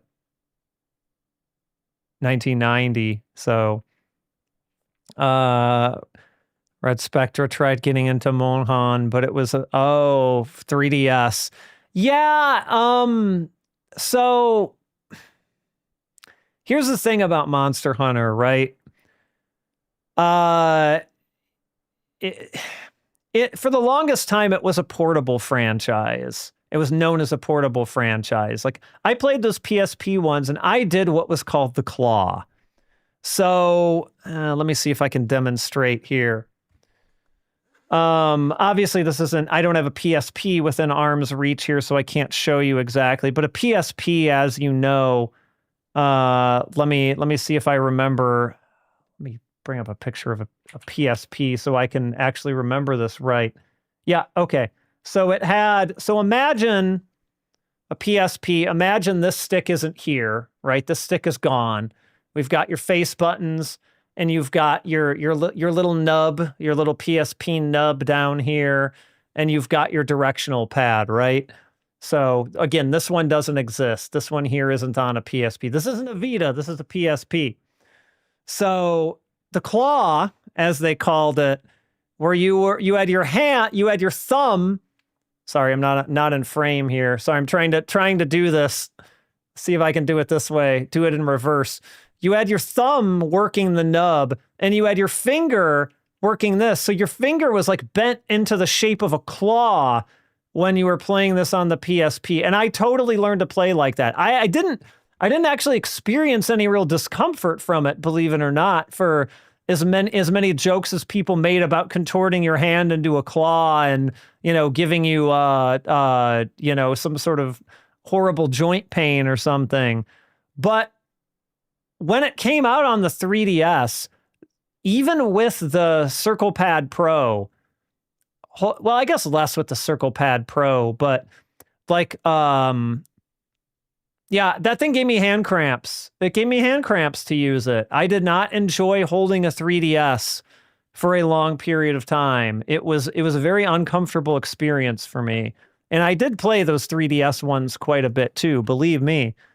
I put a ton of time into those, but I was glad when it switched back to being a more console game again, so I could play it, with a proper controller. So yeah, I agree. Not the best way to experience it. Nowadays, like, you'll do great doing Monster Hunter World or Rise or even the new one, which is, the name of it is completely blanking, and I'm completely blanking on it, and it's escaping my mind right now. But even that one, people did not have a great opinion of it, and I also thought it was not as good as World or Rise, but it was still fun. It just overvalued its story way too much. I will say, a plug for a thing that I did last year. If anyone's familiar with the Retronauts podcast, if you're not, you should listen to. If you're not familiar with the Retronauts podcast and you watch the stream, you will like the Retronauts podcast. Trust me, you should listen to it. Last year I did a Monster Hunter episode, and I guested on a Monster Hunter episode, I should say. And it was one of my favorite Retronauts guest spots that I've done. Like, I'm so glad they invited me to that. So glad. Recommend games on the N64. I mean, I'm not the biggest N64 person. I will admit, there's a lot I still need to try there. The one that I would recommend without hesitation is Sin and Punishment, Tsumitobatsu, depending on which title you're going for. I think that's a fantastic game. Maybe my favorite on the N64. It's nothing like Monster Hunter. It's not, it's a sort of shoot 'em up in a way. And if you're a person who plays on real hardware, that game's expensive right now. But if you're emulating, you're good to go. That's off the top of my head, that's like my big N64 recommendation. One of the Monster Hunters had a Golden Knight Garo collab. I think that's back when they used to do the downloadable quests, as they called them. I think I played that one, though I don't remember if I got the Garo stuff. Yeah, Monster Hunter Freedom and portable ones. Those were good. They had so much content. Oh, Starlight Midori Land. So I never played Lord of Arcana. Sorry, we're getting sidetracked from Famitsu here, but people are talking about something I'm really interested in, so I can't help it. I never played Lord of Arcana. I tried to get into God Eater Burst, and I couldn't do it. The ammo crafting and stuff, and even though I also played Gunner from time to time in Monster Hunter too, so it's not as though I was any real stranger to the idea of crafting ammo, but it just worked very differently in Monster Hunter. I don't know, something about God Eater, I couldn't do it. It didn't. I tried multiple times, and it didn't hold me for very long. It reminds you of Cell Damage on the PS2 for usually using the arrow keys to drive and steer. And he found out recently that you could use the triggers to drive. Yeah, I mean, I don't think there are too many use cases to do the claw apart from Monster Hunter. I can't think of any other games. Oh, thank you for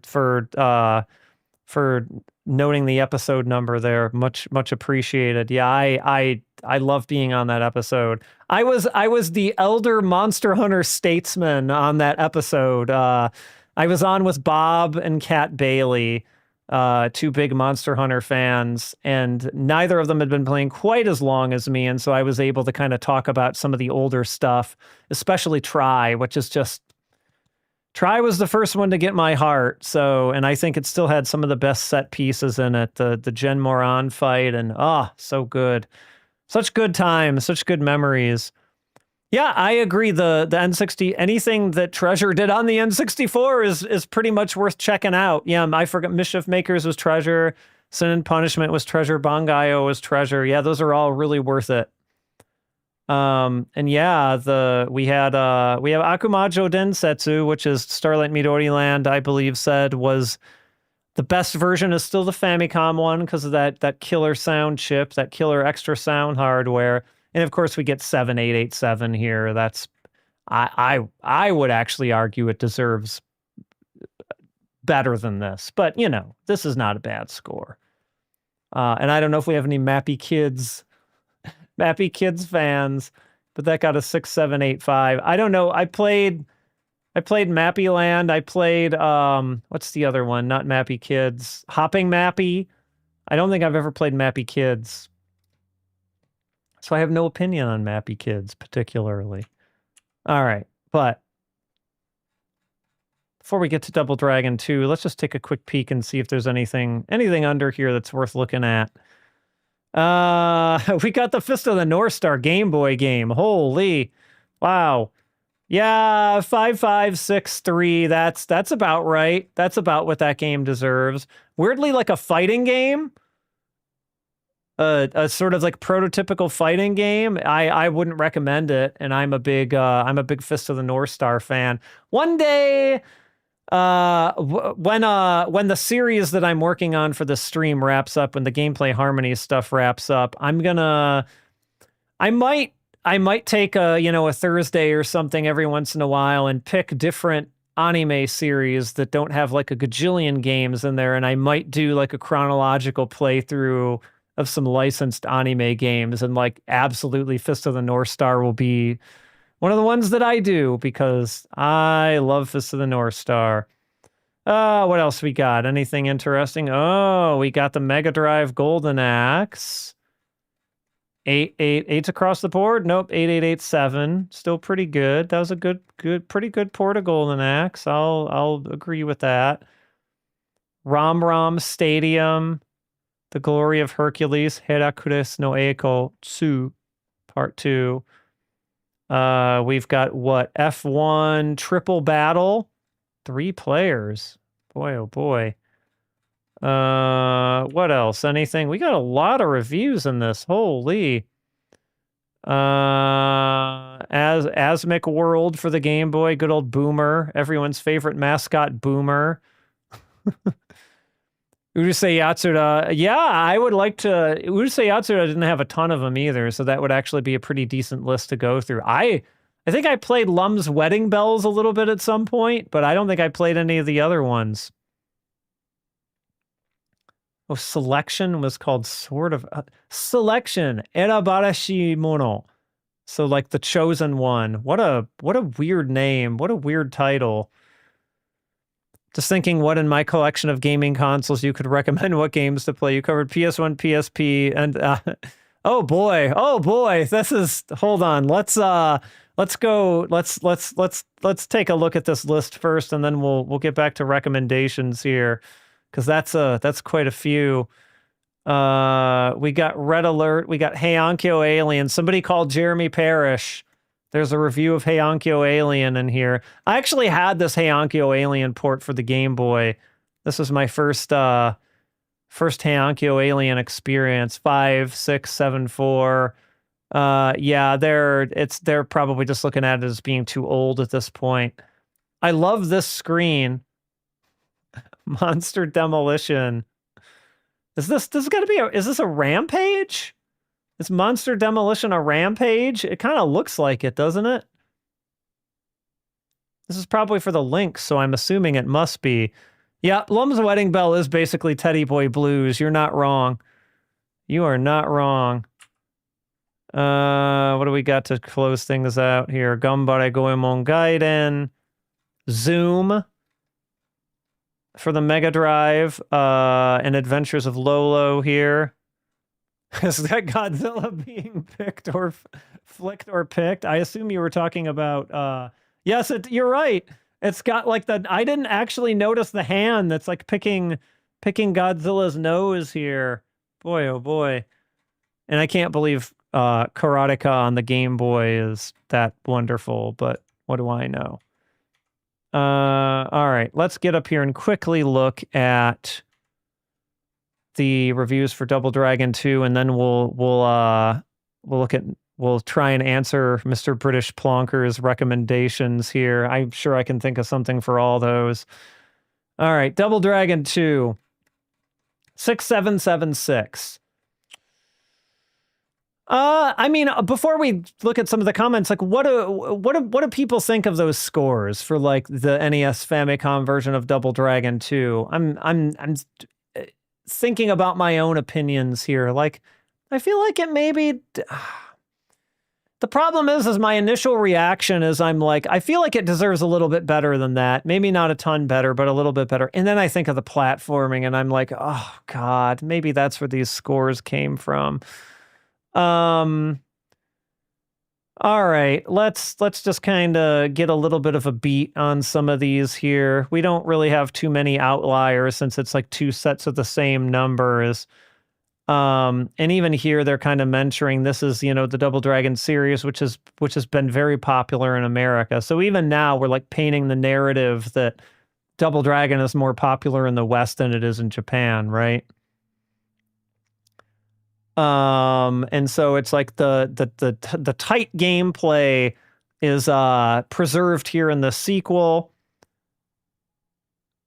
It feels good as you progress through the game. Very nice. And you've got all sorts of traps, which was probably what they're referring to the gears as, and the Contra style crusher things that are coming up and down that we saw earlier. Let's see here. And which gives it a new feeling. Gochimari-kan wa yappari aru. Hold on, they're throwing a word at me that I'm not too familiar with. Let's go to good old gshow.org.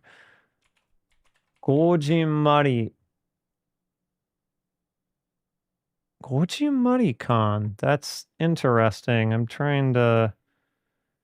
But they kind of throw a but in at the end there, and I'm trying to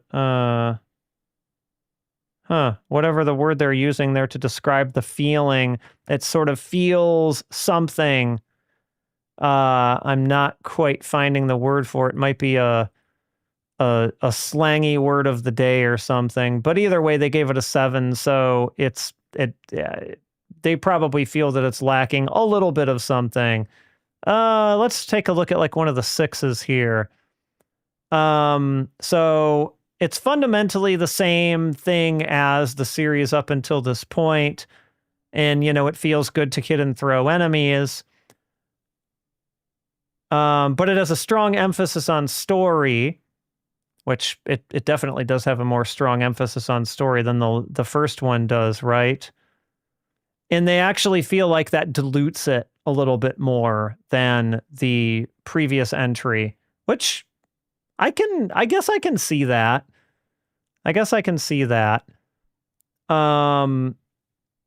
Yeah, and they're like, maybe there's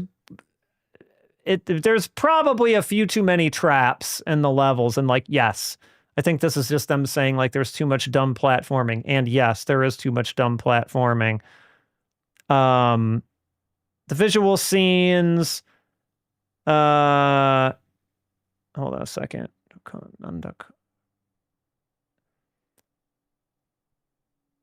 Yeah, and I guess they're saying that the visual scenes here, they're almost sort of agreeing that it contributes to the dilution of it. So they're sort of saying like the visual scenes make it feel more up to date, but that makes it feel kind of lonely. Like it makes them kind of, I think, feel lonely for like the simplicity of the old Double Dragon games is sort of how I'm interpreting this as here.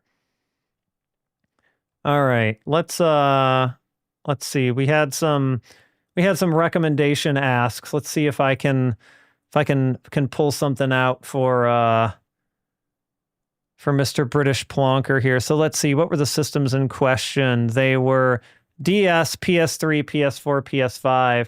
Well, I mean, let's get some of these out of the way. Sorry, hold on. I'm trying to close this here. All right. I mean, PS5 is a little bit tough, right? Because like most of the things that come out on PS5 come out on like everything. So like they're like, what are there that are PS5 exclusives, like that you can only play on a PS5 that are worth playing. I don't know at this point. And to be honest, like I can name you a lot of stuff that's real good that you can play on a PS5. I mean, even just for example, like I don't know if you're much of a Resident Evil person or not, but like I enjoyed Resident Evil Requiem quite a bit. It had its problems, but I thought it was very good. You can play that on a PS5. You can also play it on a PC. You can also play it on just about any other modern platform. So like, I don't know really what to throw at you for PS5 specifically, because I just haven't played too much of the exclusive stuff on there that, the stuff that you can't get anywhere else. PS4, I feel like, has a little bit of a similar problem too. A lot of that stuff exists on PC. A lot of it exists on other platforms. I'm trying to think, what would I name as a PS4 exclusive that is interesting?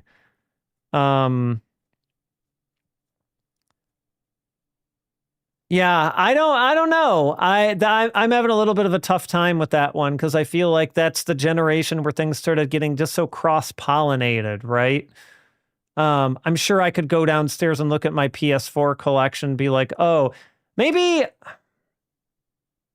it's not necessarily, okay, I guess I have something for PS4. It's not necessarily PS4 exclusive because you can get a version of it on PC, but it's the classic version. I quite, it had some issues, but I quite liked Catherine from Atlas as a puzzle game, and I believe there was a second version of Catherine that may have only been on PS4. Oh, wait, okay, never mind. My recommendation for Catherine does still stand, but I have a better one. I have a better one that's much more suited to me. Dragon's Crown. The PS4 version of Dragon's Crown is fantastic. And if you like beat 'em ups, like Dragon's Crown is where it's at. It is one I will also stream one day. It is a fantastic game and it's beautiful. Dragon's Crown is what I would name for PS4. And I guess maybe technically PS5 because you know what? If it's a PS4 game, you can play it on a PS5. So there you go. Yep, Starlight Midori Land is clarifying. Yes, full body. Thank you. That's the name I was trying to call to mind. And they added some story stuff to full body. They might have added some modes and some gameplay to it as well.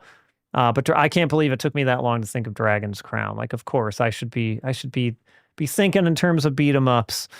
And what that leaves PS3 and DS on your list. So let's see, PS3.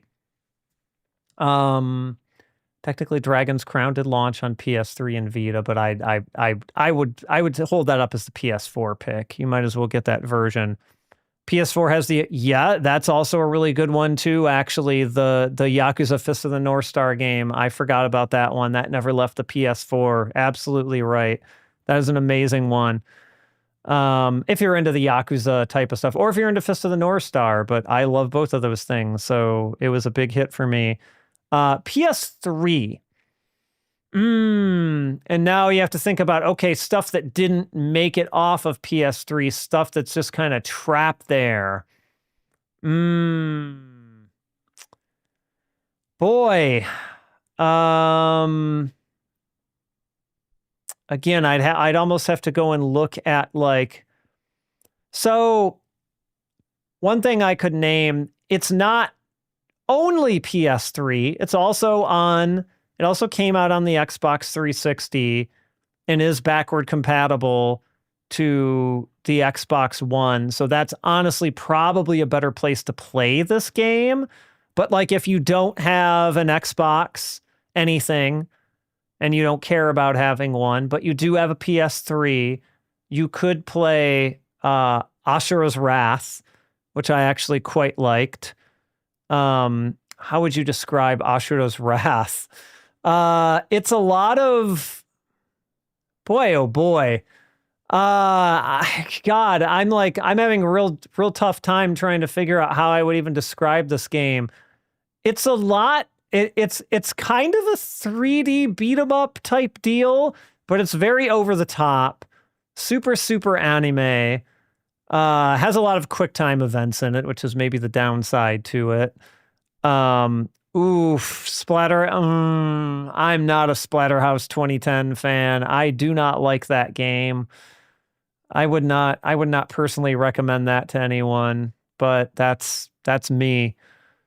3D Dot Game Heroes is a good pick. Red Spectre, that's a really good one. I forgot that that was trapped on the PS3. That might be a better one to hold up than Ashero's Wrath even, I feel like. 'Cause that's kind of like an RPG type deal. There's other stuff. There's like God, there was a download title on the PS3. What is gosh. I keep wanting to say Maleficent, but it's not Maleficent. It's kind of like a Mega Man-ish type thing. I swear it starts with an M, but it's so long ago that I played it, it's not coming to me. But there's a couple recommendations there for PS3. DS. Oh boy, let's think about DS here. I mean, there's a lot of stuff that is DS exclusive. No. You're not scrambling my brain at all. It's just me thinking of stuff that I haven't played or thought of in a while. So it's a bit tough to come up with names of certain things. DS. What did I play a lot of on DS? Oh boy. For whatever reason, a lot of you. Okay, so I'm gonna say it, and then I'll say with a caveat. The games, the Oendan games is a great answer actually. Os Tatakai Oendan, which I think also did both of them get English releases? I don't remember if they did. But they have Japanese versions too with Japanese licensed songs. Very good rhythm games. That's a really good one. The Game Center CX games. The first one was localized as Retro Game Challenge, and then the second one never got localized, but it has fan translations abound. Also, those games are available as sort of remastered versions on the Nintendo Switch, but you can only get that as a Japanese version. So if you can't or don't want to read Japanese, then the Switch version is or import, the Switch version is off the table for you. But if you can emulate a DS, you can probably get you might even be able to get the fan translation of Game Center CX2 playable on a cartridge. I really don't know, but I know there's fan translation out there for it. And the second one is real good. The first one is real good too. Those Game Center CX games. Yeah. Jump. Yeah. I'm glad you said that, Red Spectra. Jump Superstars. Very much. I haven't played the Treasure Bleach DS fighting game because I wasn't much of a Bleach person, but those Shonen Jump games are real good. There are two of them. There's Jump Superstars and is it Jump Ultimate Stars or Jump some other word stars? I played both of them. They're real fun. DS Tokyo Beatdown? What is Tokyo Beatdown? Is that the Bleach game, or is this another? Oh no, this is just like a whole other thing. Oh, it's a side. Oh, I don't think I ever played this one.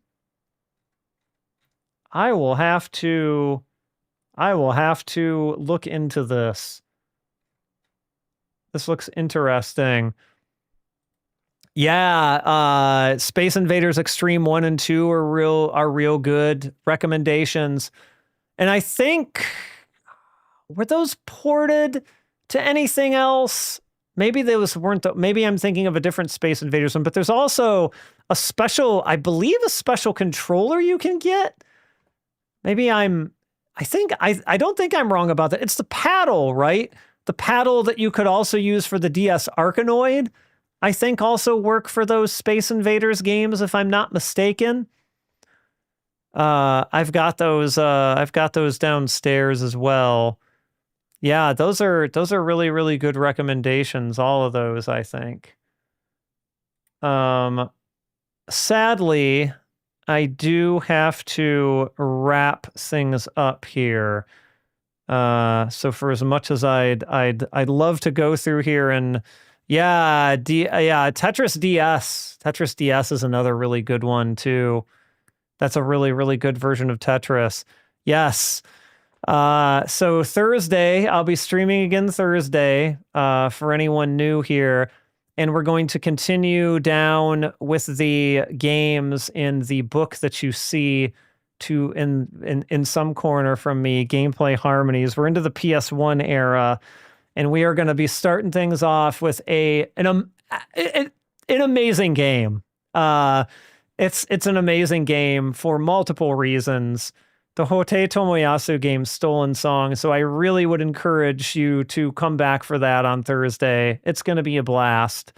I don't want to overpromise because I haven't technically tested this setup yet, so I hope I don't make a fool out of myself. I need to do that between now and Thursday, but I am going to attempt to play it with the V-Pick peripheral, which is a little plastic pick, something approximating a really big guitar pick. Oh, thank you. Thank you, Mr. British Plonker, for the super chat. I really appreciate that. Thank you so much. And yeah, it's no problem for the recommendations at all. Happy to help. Hope you got something out of that. Hopefully you end up liking some of the ones I named and the chat named here. But yeah. So I'm going to be playing it with another camera that I have to set up, that I'm going to be able to switch over for view of the V-Pick. It's not going to be anything fancy. It's just going to be me hitting a plastic guitar pick against the tennis racket. But it's thank you so much. Yeah, that's going to be it until Thursday. I'm going to try and do Hote, and I'm going to try and do Perfect Performer, which is the Yellow Monkey game, which does not have a cool peripheral, but is my absolute favorite band. And so we're going to try and get to both of those next stream. And yeah, I hope everybody can show up for that. So until next time, and thanks everyone for tuning in. Bye-bye.